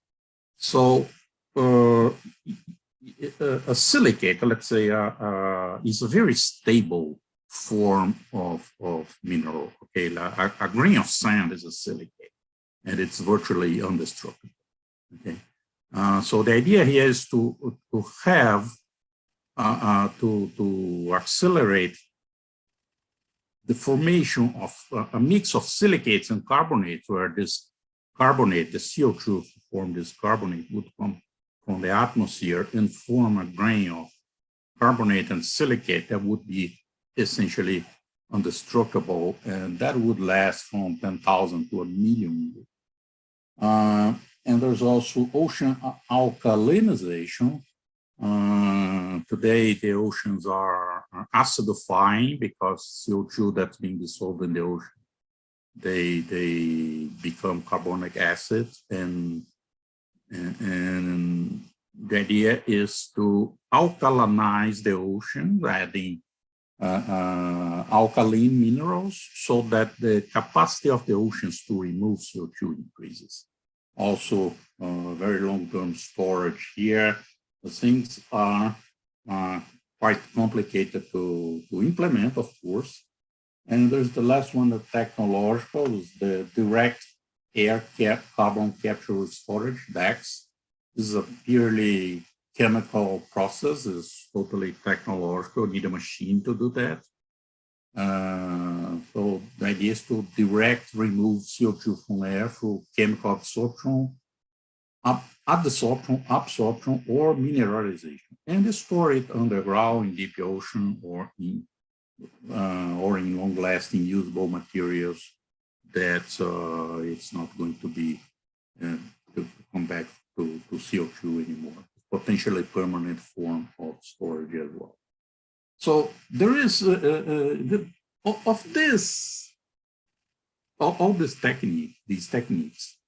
Some have more potential than others. Some have feedbacks in the climate system. Some have co-benefits, trade-offs, and we made a list. We make this very nice figure, this figure 5.36. So first of all, the ones that we have more, the methods that have more potential to sequester carbon is afforestation, reforestation, and management. They have the potential to sequester more than 3 gigatons of CO2 per year. Ocean iron fertilization, ocean salinization, enhanced weathering, and backs and decks, okay? The uncertainty here, the confidence we have in this capacity of this method is this 3 dots here. So it medium to low, okay? We don't have high confidence in neither of these methods will work. Let's say you can plant a tree, but the tree can die, can be attacked by insects, it can be consumed by fire. So there is a large uncertainty if any of these methods will actually work. Okay. It also has Earth system feedbacks, and you see that most of them are in this shade of blue here. That means it weakens the carbon sequestration effects. It means the more you remove CO2 from the atmosphere, the less the natural processes will remove CO2 from the atmosphere. Today, about 50% of the CO2 emitted is absorbed by vegetation and ocean. And if we start removing atmosphere artificially, these natural processes will work less effectively. I have a slide about that next. But there are biogeochemical effects, biophysical effects, but most importantly, the co-benefits. Green are co-benefits, you gain something with that. The red is a trade-off. You gain CO2, you lose something else. You see that the 2 most green ones here are soil carbon sequestration and biochar. They have mainly green positive co-benefits, and some of them have mainly trade-offs. You gain CO2, you lose something else. So this CDR techniques are highly controversial because of that. Okay, so you don't have a really high confidence, pure co-benefit technique that will sequester lots of CO2. So it's still every one of these blank boxes here means that we don't know anything about that. There isn't a single paper that evaluated that we could assess. So there are a lot of knowledge gaps in all these places, and the shaded ones, it doesn't apply. So here's the example of the feedbacks within the Earth systems is for the SSP 1, 2.6 and SSP. It assumes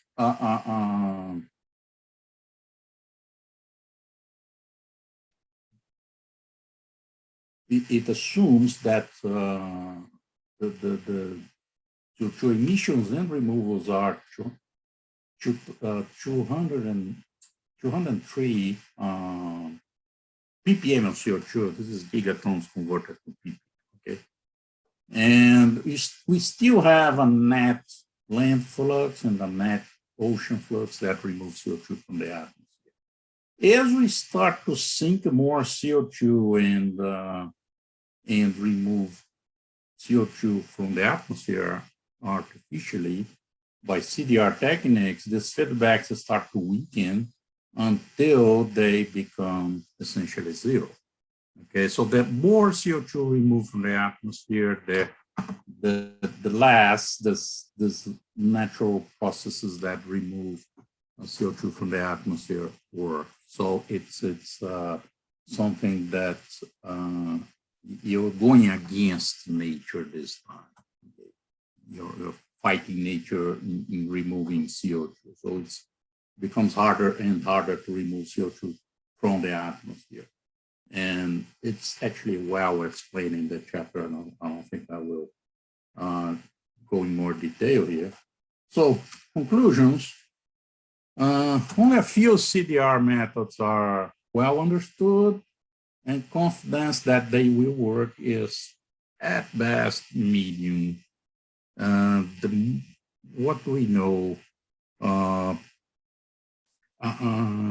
more about, we have more high confidence on forestation and soil carbon sequestration, and many of them we don't know much about it. So some of these methods have 1 or 2 papers that suggest this method. Most of the CDR methods will weaken the Earth system feedback that remove CO2 from the atmosphere, making the CDR process harder and harder, what I said in the previous slide. Only a few CDR methods will provide positive co-benefits of their large-scale implementation. Actually, only 2 of them, that's forestation and soil carbon management, will have potentially positive economic feedback. You plant a tree, you can cut the tree, make furniture, make a house, mobilize that carbon in a form that will last for decades to centuries, and you can sell that, you can make money out of it. Soil carbon management, soils with more soil carbon, they store more water, the plants are more resilient to dry spells, and you may increase agricultural yield because of that. You may increase agricultural yield because of that. All the others, you have to pay for that. You have to pay to remove carbon from the atmosphere, or in the case of bags, you can sell the biofuel, of course, but you have to pay to remove the capture and store the CO2. So it's not cost effective unless somebody is paying for the CO2 removal. You can't make money out of this. And that's what I just said here. And some of these methods will have very expensive costs to be implemented. So despite those limitations, the combination of reduced emissions with CDR is currently it's not our best chance, it's our only chance to address climate change. The only scenario that we have envisioned that will keep warming below 2 degrees Celsius includes carbon dioxide removal.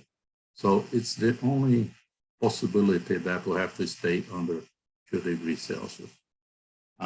Okay, that's what I present. Thank you. Thank you, Marcos. Very interesting, all these different options of removing carbon dioxide. But as you said, most of them have a high cost. So it's better to reduce emissions.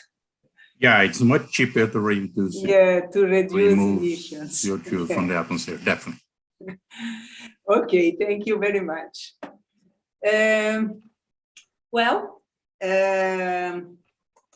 As you know, as you have seen in other presentations, for instance, in Carlos Nobre presentation, deforestation in Amazonia produces change in the atmosphere composition, the greenhouse gases content in the atmosphere is changed by this deforestation. And now we'll have a talk that will show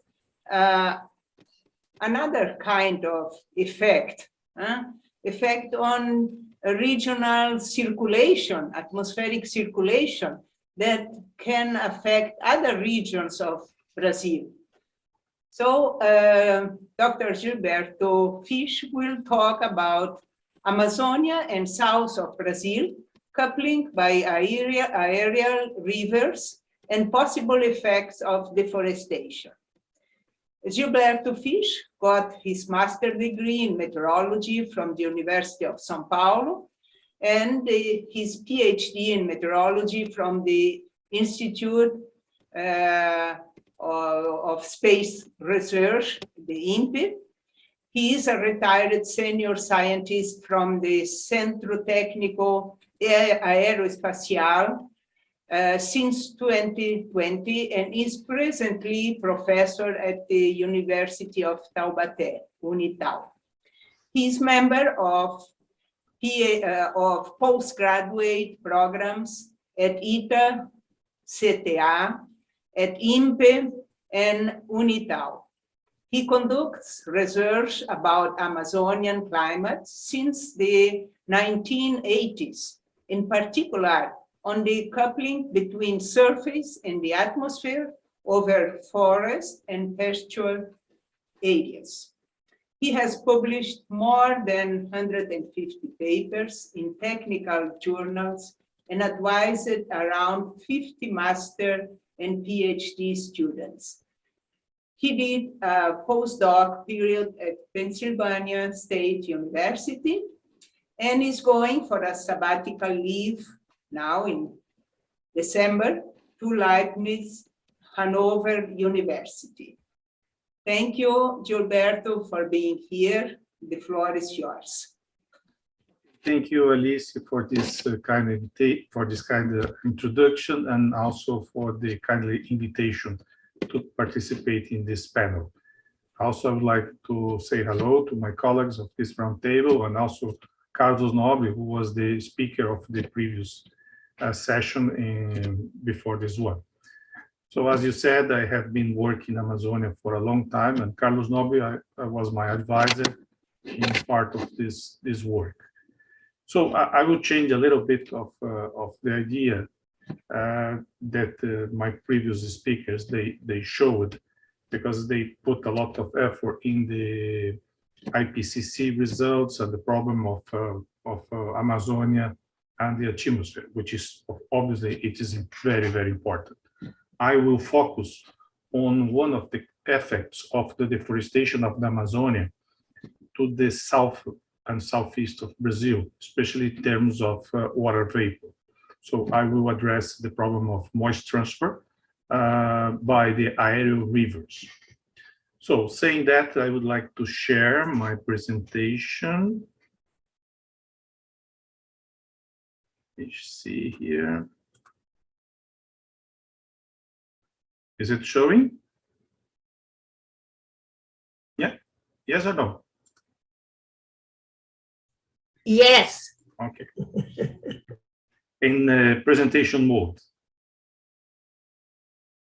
Okay, so as Alice said, so this is the title of my presentation, and this is not only my work, but also is a work that I am conducting with colleagues from INPE, Gilberto, who was also...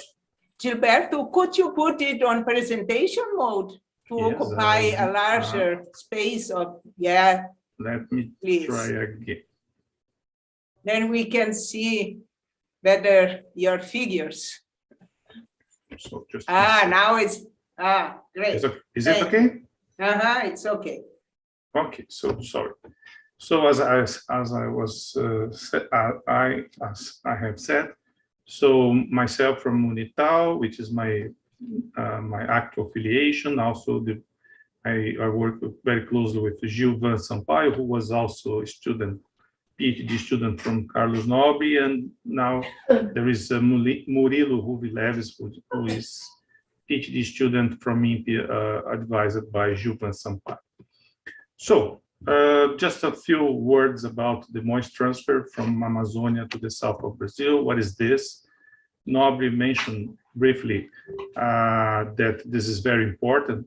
and actually it is, because it brings water vapor from evaporated from the Atlantic Ocean inland to the Amazonia.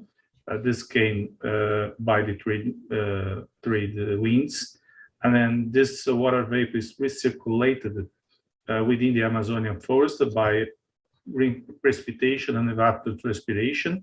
And as this flow is going to the east of the South America, it will encounter the Cordillera dos Andes and Andes Mountains, and then it will rotate to the south and southeast of Brazil, brings a lot of moisture to not only to the center of Brazil, which we have a lot of crop production, but also to the southeast and the south of Brazil. So usually we have this kind of landscape in Amazonia, but as it was discussed a lot from my previous speakers, a huge amount of the tropical forest is being deforested, especially to produce situations like these, like to produce farms and so on. Just again, some numbers that tries to illustrate this deforestation rates. It's the thing is different, that it was decreasing since the beginning of 2000 and reached a minimum value around 2012, and then started to increase again. So now we are suffering this problem, and Brazil is as Paulo mentioned during the COP26, there are a lot of arguments about how the Brazil government is conducting this deforestation rate, a decrease, and so on. But what we have, so unfortunately, this rate is going up again. So, and then we have to study and think what is the problem associated with the moisture transfer from Amazonia to the other parts of Brazil. And why we are interested on this topic? Well, I live in the São Paulo state. I live in São José dos Campos. And we, as part of south and southeast of Brazil, we are suffering a very strong lack of water. We can see here some of the reservoirs, they are very dry, very low, like this Iguaçu Falls. This is the usual landscape or picture of the Iguaçu Falls with a lot of water, even producing rainbow here.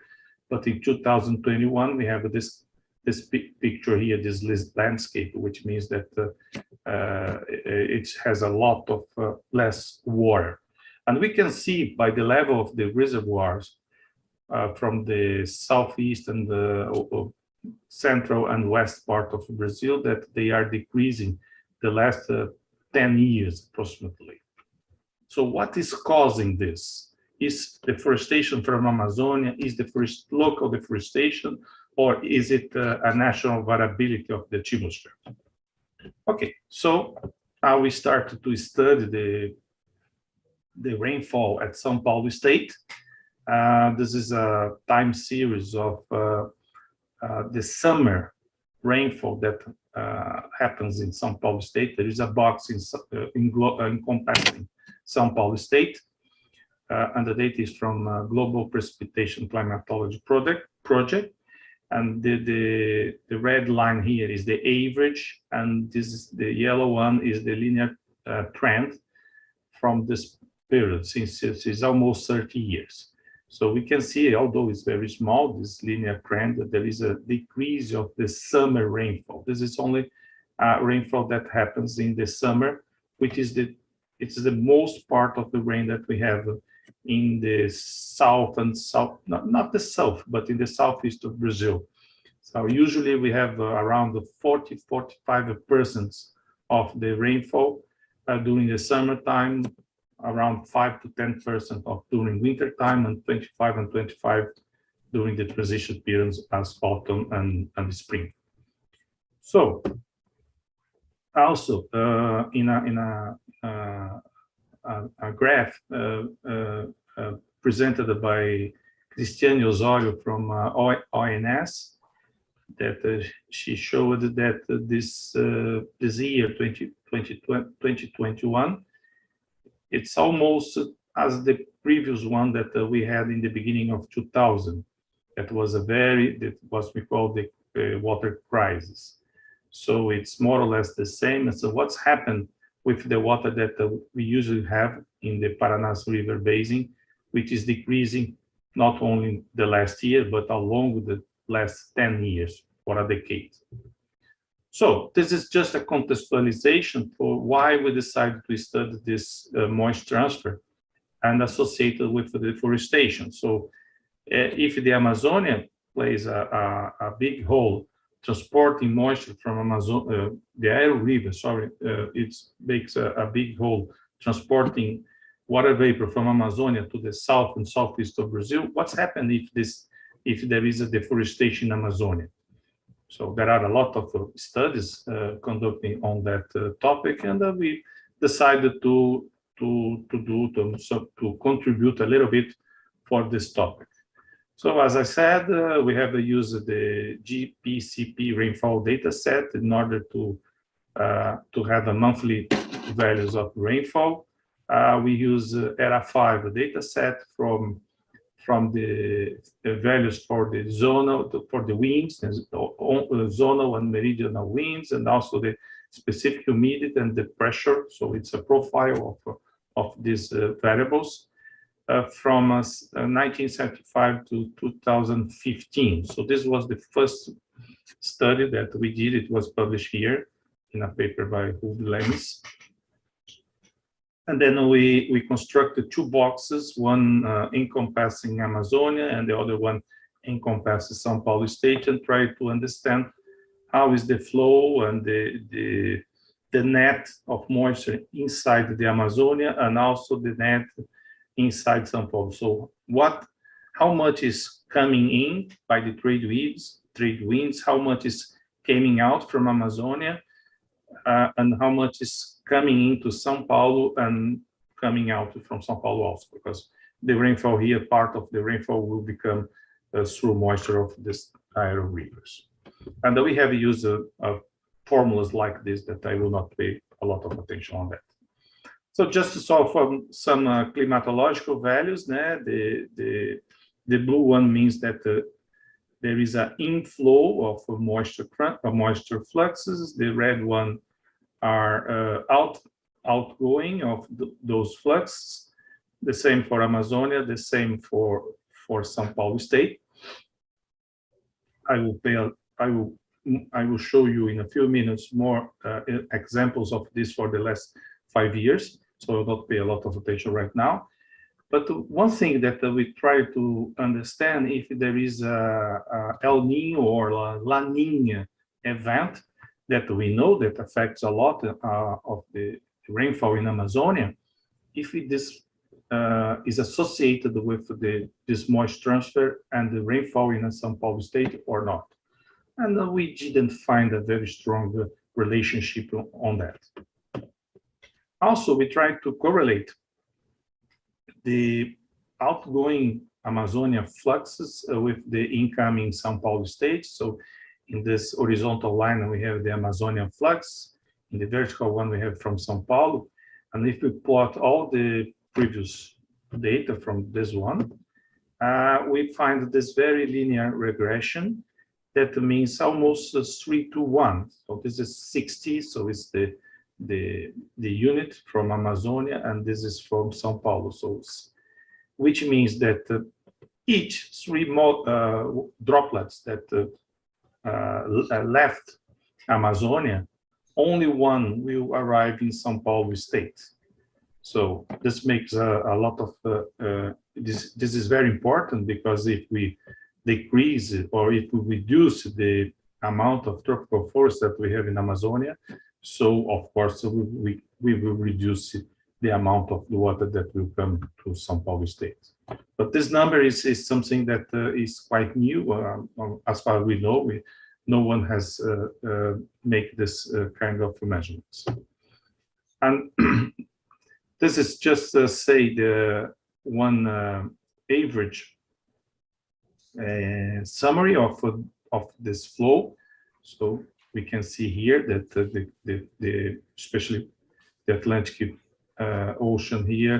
So there is the inland moisture coming in and then coming to the south and southeast of Brazil. So and then what is the role of this moist transfer for the Paraíba-Sul River Basin?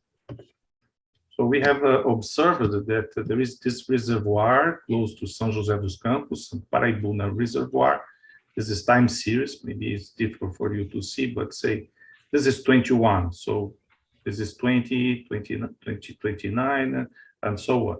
So since 2001, 2002, that when we have a very lack of water, so the reservoir has increased by 70% of its capacity in terms of water. And then, although there is kind of signal here, but there is a reduction of this water reservoir. So those pictures saying in 2016, this is a kind of a hole. So it's almost up the end, the level of the water, and this is this year. So this height here is maybe 10 or 15 meters. So we split the Paraíba Basin, which is encompassed by this graph here. We put the numbers on each square, and then we're using data from SHIRPS. We studied the summer climatology from each of those points. Pay attention, please. This is the Paraíba Dam, so which is receives water from the Paraitinga and Paraibuna. So whatever the rainfall that arrives in the surface in this basin will come to this dam here.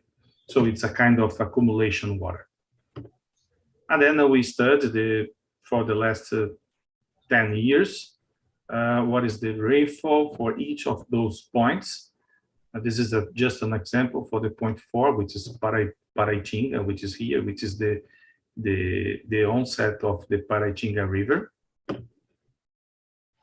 And we did the anomaly from the last 10 years compared with the climatology. And we can see here that although there are some years with lower precipitation, but on average, we have years with lower and years with rainfall above normal. So it's more or less 50-50%.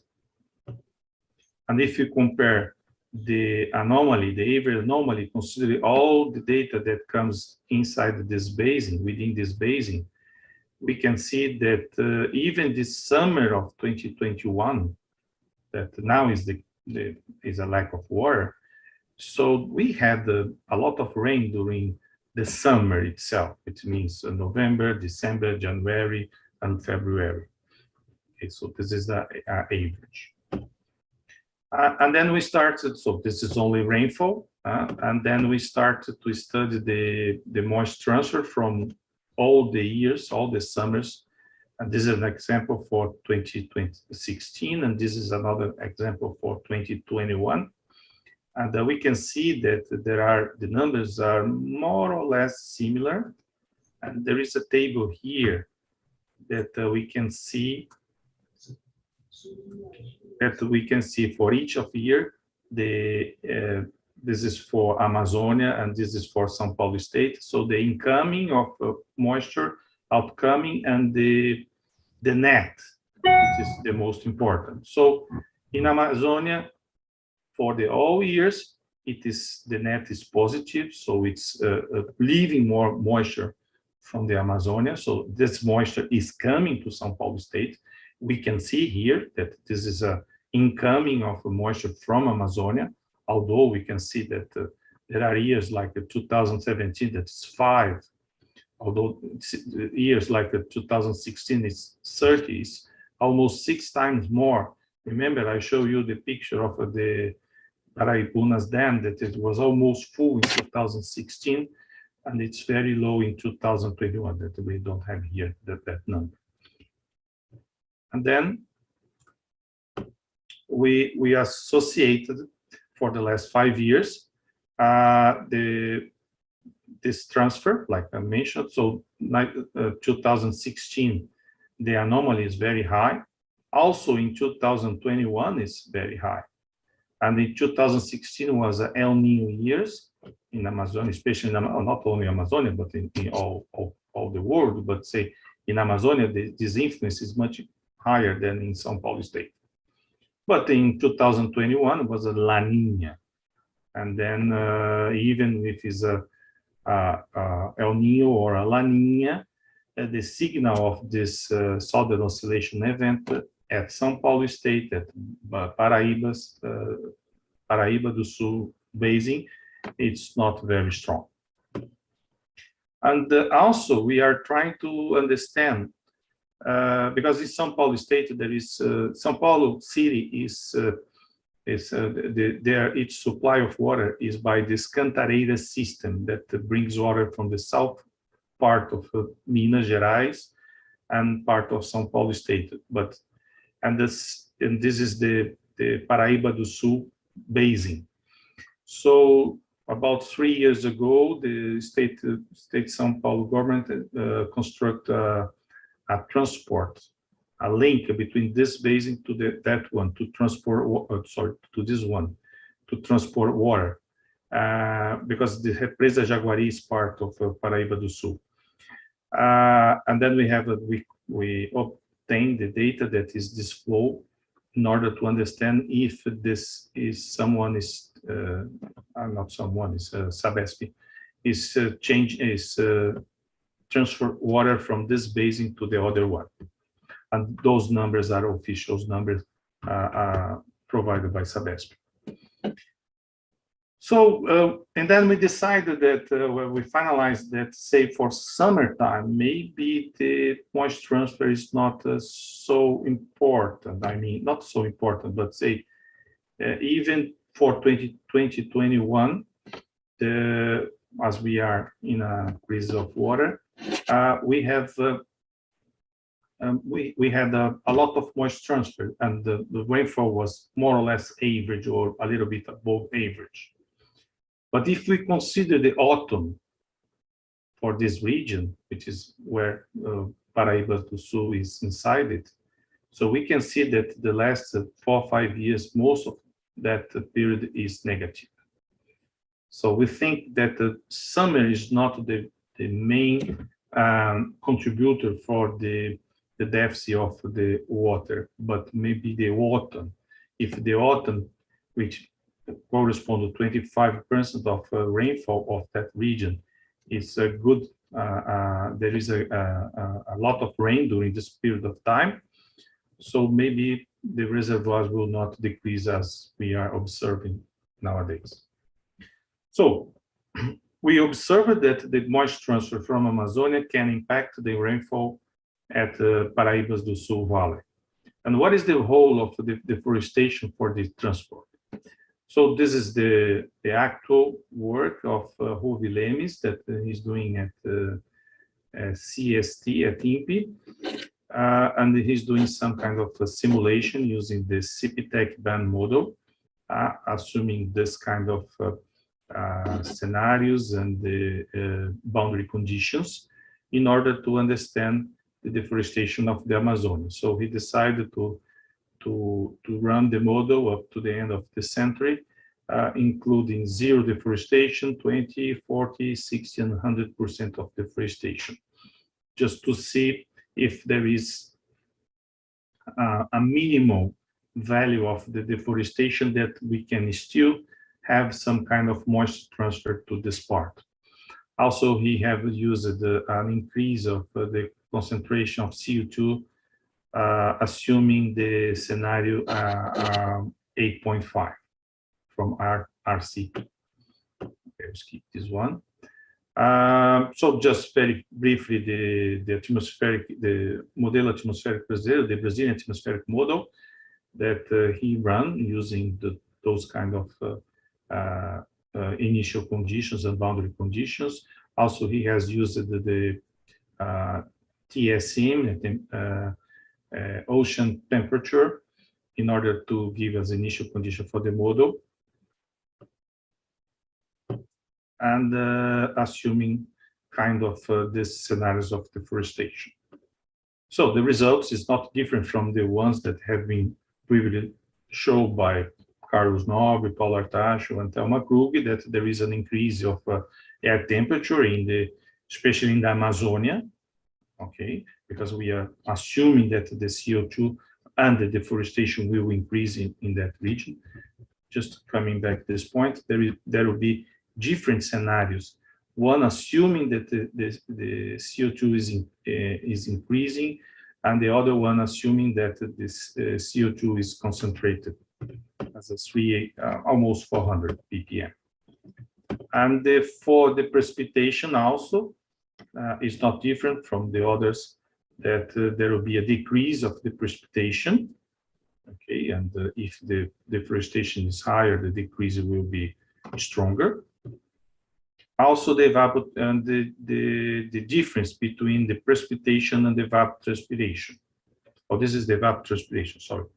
So the evapotranspiration has been computed by the model because we have a temperature and we have rainfall, so we can compute wind speed and net energy. So we can compute the evapotranspiration, and then it was able to see that for under deforestation, the water budget will be very changed a lot, strongly changed, especially in the part of Pará, close to the entrance of the moisture transfer from the ocean. And this is the water budget. I mean, that is precipitation minus evapotranspiration.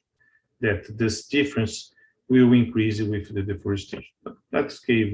We assume that this is more or less obvious, but we run the model to see how much is this difference in order to compute the moisture flux. So this is moisture fluxes flow computed for 100 deforestation, which is this ongoing study, has not been finished. But we can see that assuming that scenarios, there will be a less moisture coming inland to the Amazonia, which obviously will reduce the outgoing flow from Amazonia, and because that ratio between 3:1 also decrease the rainfall in São Paulo state. Also, I'll skip this one, and so no, sorry. This is the same simulation, not only considering deforestation rate, but also to a higher increase of CO2 for precipitation evaporation, which is the upper panels. And this is if we consider 100% of deforestation, so the lower panels. And we can see that there are very similar patterns between the double of CO2 with a high rate of deforestation. That means that the response of the forest will be more or less the same. And here we can see the numbers by that run, and especially the moisture balance, that will be for both systems will be a reduction. As a final remark, so the moisture transfer is very important for the rainfall regime in the southeast of Brazil. We did not find any strong correlation between El Nino years or La Nina years with the data collected in Paraíba's Valley. And we think that the autumn is a key period to be analyzed in the further studies. And in terms of deforestation Amazonia, this ongoing study doing by Murilo Ruvilemes, it's something that will be joined with a bilateral project with United Kingdom and Brazil, which is a project named CIDAR, which is from Manchester University and UK Methods and INPE and UNITAU. So, and what is this related with the SDG from national unit? So this is the picture that had been shown before, and I tried to show some of the links that we can say that this 1, 2, 3 here, that is associated with the wealth, the healthy and the wealth state of the population.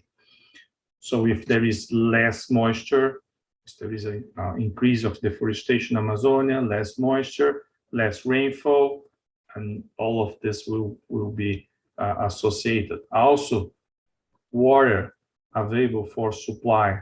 So we can have a problem with the supply of water. This example, which I gave, showing the transposition of water between Paraíbas do Sul Valley Basin and the Cantareira system is a problem. Let's say it's inside São Paulo state, but of course, Rio Paraíba do Sul is not the only state, state river, I mean. But say it's associated with São Paulo city supply, but also with Rio de Janeiro supply, and all the cities along the Paraíba do Sul river. Also, energy available for electricity.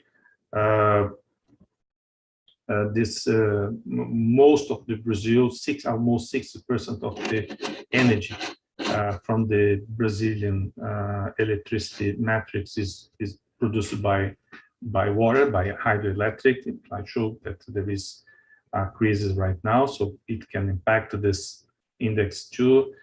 And if there is no electricity, no water, so the economic growth will be, of course, impacted, increasing the inequalities of the population, which is more or less associated with those 3 years in the beginning. Also, the consumptions of products produced by the agriculture. Water is very important for the soil to open the stomata, to evapotranspirate, and to produce photosynthesis. That is the core of agriculture. And of course, the climatic variations that we have discussed a lot in the previous speaker. And adding all these elements here, we have the life over the surface, over the earth. So which means that if we can have a good response of our society to those items, we will have a good response for this index too.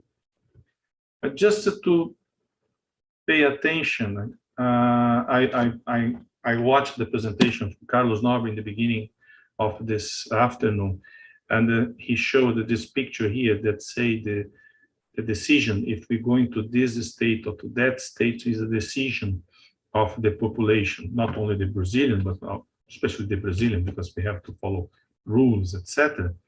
And then I remember this painter here from a painter, Dutch painter. His name is Hieronymus Bosch. That there is this has been painted in the 18th century.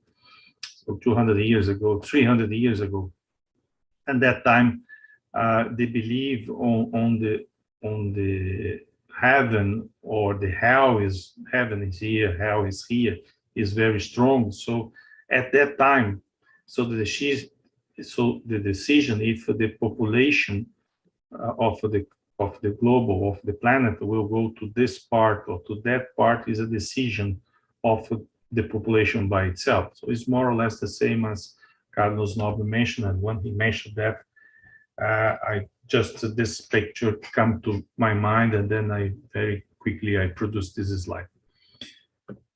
So thank you for your attention, and this is I try to show some of the studies that we are conducting, and especially associated the Amazonia with southeast part of Brazil.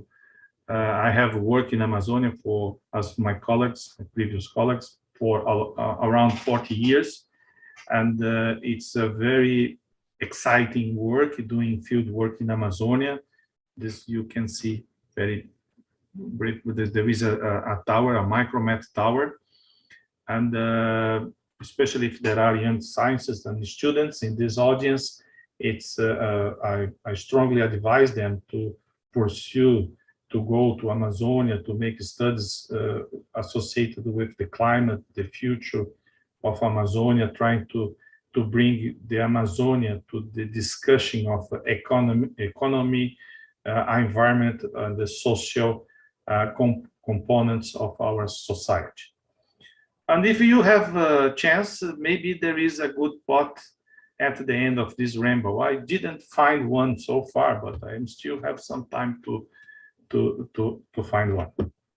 So thank you very much for your attention, and I finalize my presentation with this last slide. So I give you back, Alice. Okay. Thank you very much, Gilberto, for these very recent results on this theme of the moisture transport from Amazonia to Southeast and South Brazil, which is an issue of great interest for these regions, since this is one of the perhaps the most important source, depending on the season.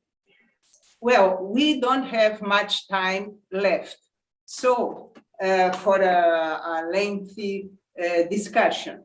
So I have some questions for each of you, intended to make sure that a general message is left by each of you that is able to reach a wider audience, besides the technical scientific information that you have delivered in your presentations.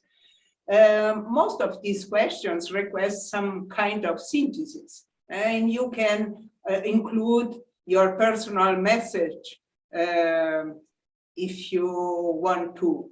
But I would ask you, please don't exceed 4 minutes for this last response and message. So first, regarding the talk by Carlos Nobre on the Amazon near a tipping point, the need of an innovative standing forest bioeconomy.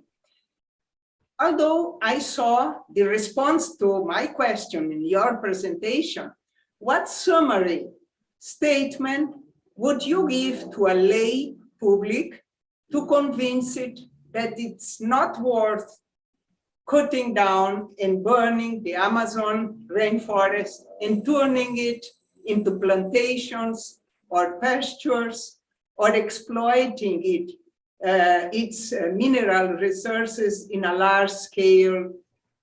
What would Brazil gain but not doing this? This is my question to Carlos.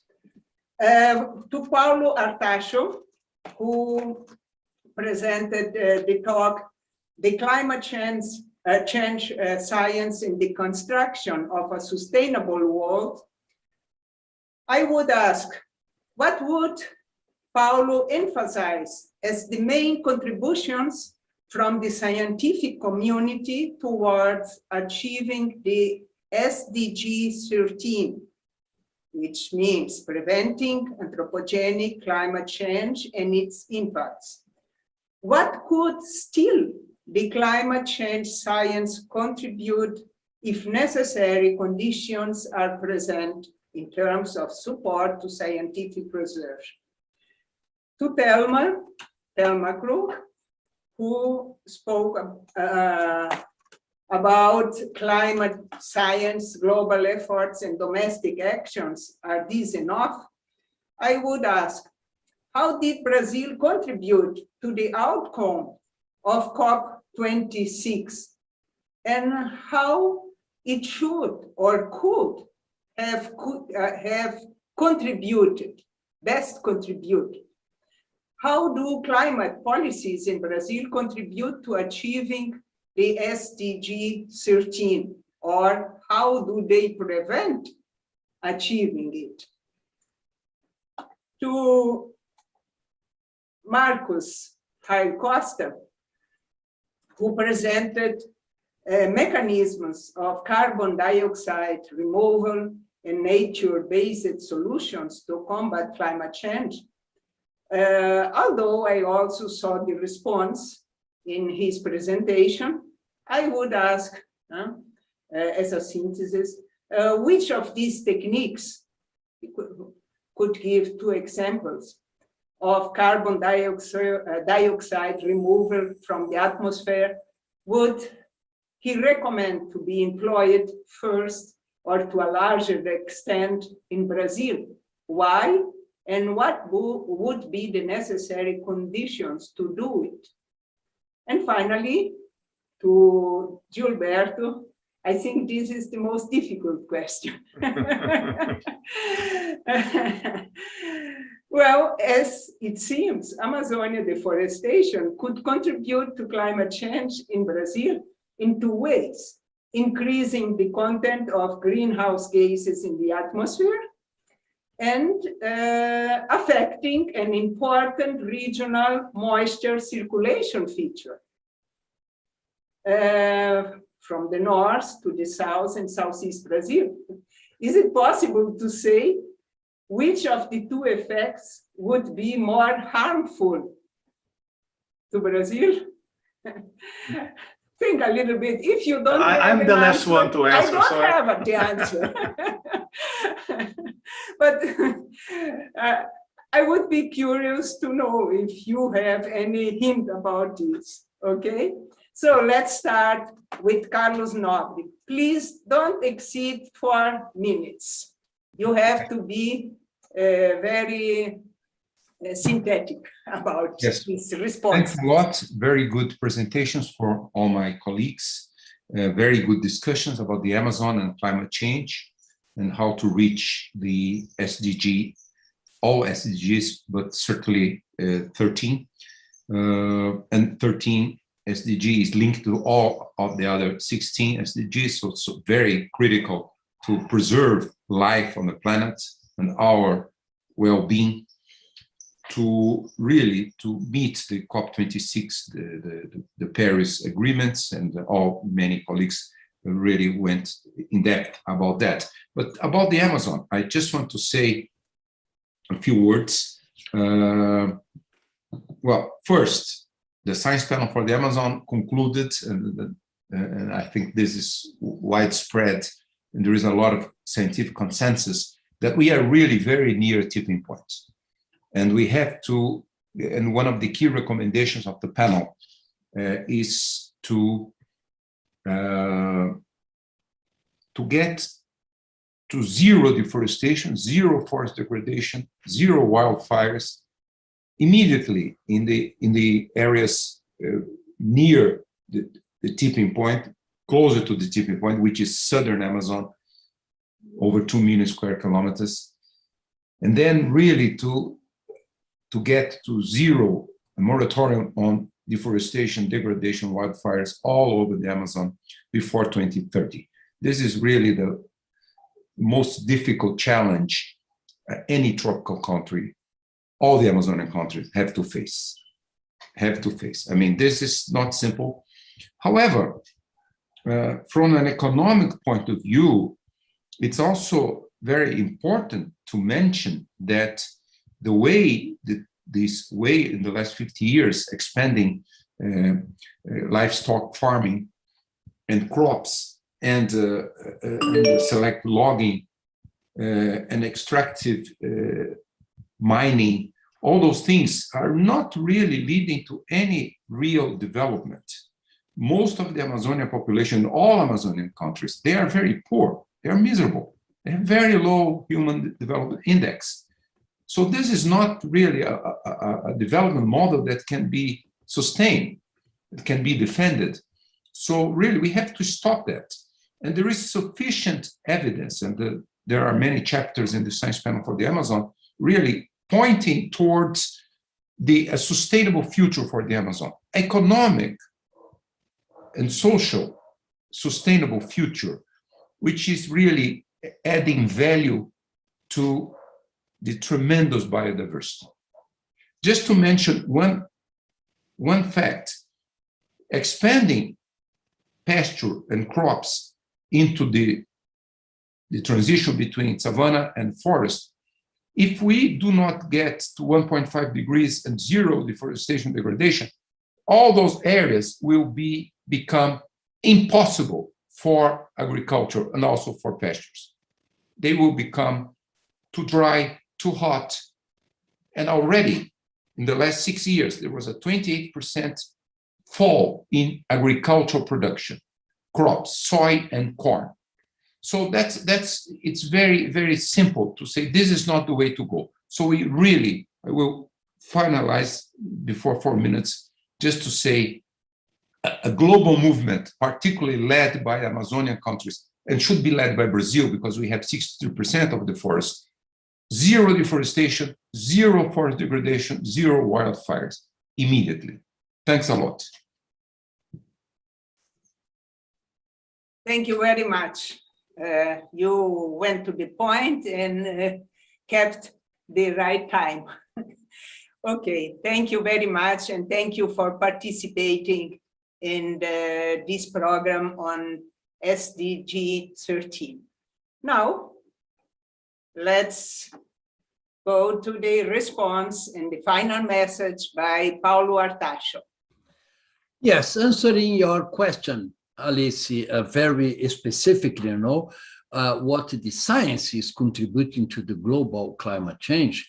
It's very interesting to note that no other research field, any of them, does what climate scientists does with the climate change issue. Because you see, IPCC over the last 20, 25 years made very extensive assessments, to help public policy. This does not happen in nuclear physics, in pandemias, in the health, in the social sciences, and so on. So this needs to be, well spoken out. But okay, why nothing happens? The humanity, of course, does not know how to deal with a problem as complex as climate change, with so huge impacts, social and also economic impacts. I saw in COP26 that, of course, most of the countries were much more focused on geopolitical issues than on reducing emissions. So who will win, who will lose, and we do not have in place a governance system that could actually do something for climate change. This is still have to be built up. I hope it will be built up in the next 10 years, otherwise it will be too late. If not, it's already too late. And in addition to that, as Carlos mentioned, we have to work regionally, because the impacts will be regional, although the problem is global. So we have to build up regional assessment, like the science panel for Amazonia. We have to find ways to deal with the impacts on our cities, on the urban conglomerates, on the mega cities, as well as to build up a global governance system that will allow to build up a sustainable society. Without that, just forget about the 17 SDGs. We would never reach them, because the particular interests of the individual countries are much stronger politically than the global SDGs issue. So that's my main message, and let's work together in build up this global governance system, and at the same time help the regional societies to deal with the impacts of climate change. Thank you very much, Paulo. You also went directly to the point. Now, Thelma, please. Okay, Alice. Thank you for the question. So I was not at the COP26, I think, for the last 20 years. This is the first one I missed because of the COVID.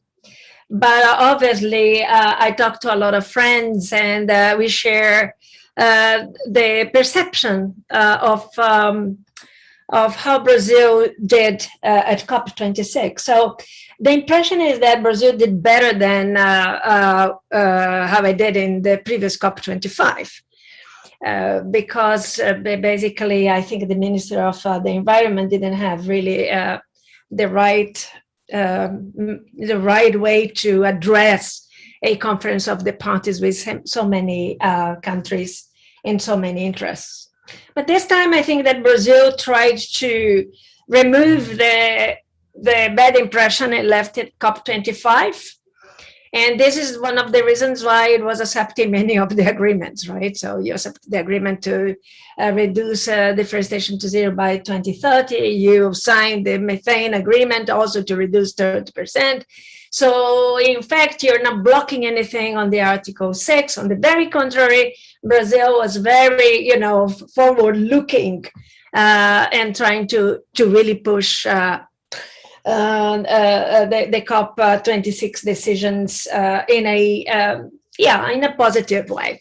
So this is then good. It contributed to COP26 by essentially demonstrating a better spirit of contribution, global contribution. Now, your second question is on the climate policies. Well, Brazil has so many climate policies in place. However, it's still far from those criteria and indicators to be achieved under the SDG 13. So we still have lots to do. So although we have an action plan for agriculture, for energy, for forests, integrating these as a cross-cutting issue, climate change as a cross-cutting issue into the policies and measures is something that takes time. And obviously, I think the SDG 13 gives this time frame of 2013. What I think is important is really to enhance the education on climate change. And that is urgent. It is just urgent because IPCC, the science is being very strong in saying that everybody has to give its share.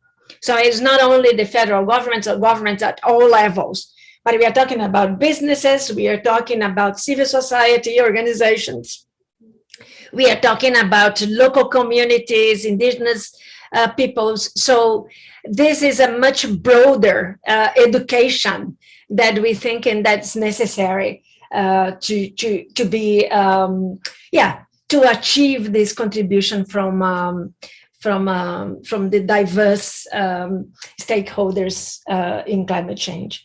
So that's basically to finalize, put things, policies and measures in paper is easy. I would say it's not that easy, but it's easy. Implementing them, it's the problem. Right, so identifying barriers, identify what works and what doesn't work, taking the past as an experience, but building up on a new future is essential into this business. So this is why I say we had a plan to control and prevent deforestation since 2004 that worked very well, including the 80% emission reductions from 80% reductions in the deforestation area from 2004 to 2012, as Gilberto has mentioned. But that plan now, although it was in its fourth phase, is now has been dropped and a new one came into place, replaced it, but didn't bring innovative actions and measures. And moreover, has not demonstrated so far that it is possible to achieve any emission reductions or any deforestation reduction from the status that we have now in the existing plan. So that's basically it. Thank you very much. Thank you. Thelma. Very clear response. Now, please, Marcos, what are your response and your message, your final message? Okay, which of these techniques, CDR techniques, I recommend for Brazil? First of all, one of them we have been doing for a long time now, which is wetland restoration. It's illegal today to drain a wetland in Brazil. previously drained wetlands have been restored, most of them. So we have done a lot about that. But the CO2 sequestration and restoration is not very high in Brazil. Now, two techniques that would work very well. First one, reforestation, forestation. So should stop deforestation and start reforesting what we deforested. That would remove a lot of CO2, and we have even commercial forestry would work. Okay, and commercial forestry it has a large potential. Have a very professional, world-class forest sector in Brazil that can do the job. But restoring natural forests would also be in the agenda. And also soil carbon. We have done a lot of mistakes in agriculture in Brazil. Our soils are poor in carbon, and we never really cared about storing carbon in soils. On the contrary, our soil carbon has decreased along the years. And people now are conscious that we must restore soil carbon. I have been working with several farmers associations that want to restore carbon, and I'm working with them, and they understand the importance of that. So these two techniques will be, these two methods will be the ones I recommend.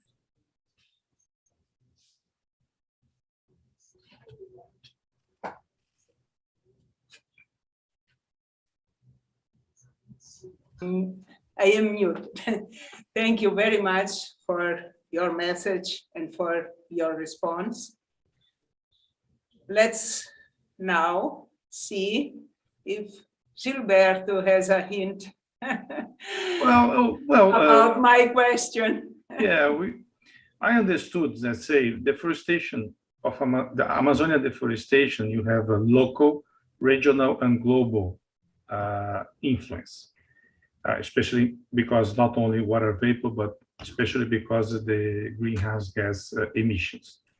The moisture transfer has much more associated with the water vapor. Of course, there is this water rainfall regime and the influence of the life of a lot of people. But as my colleagues, they mentioned before, so if you stop deforestation in Amazonia, or keep it in a low rate that can be useful. So as a consequence, you have the same or very reduced moisture transfer that we had in the past. So we can contribute, we can still use the water coming from Amazonia by the aerial rivers. So on my opinion, moisture transfer from Amazonia is a consequence of the tropical ecosystem. If you stop the deforestation, you will keep the moisture as it used to be. So this is my final message. Say preserve Amazonia, stop deforestation. As my colleagues they said, put a very strong policy in terms of Brazilian federal government in order to reduce deforestation, reduce the green gas house emissions, and so on. Less than 4 minutes. Thank you very much. And I'm sorry to having asked you such a difficult question. But anyway, your message was very clear. Well, I would say that wealth of information has been given on the SDG 13 in this session. The presentations were wonderful, very very dense and very recent information, and very objective messages were issued by the speaker at the end. I would like to thank all the speakers for their participation in this program, and thank not only for for sharing their knowledge, but also for the messages they conveyed. So thank you very much, all of you.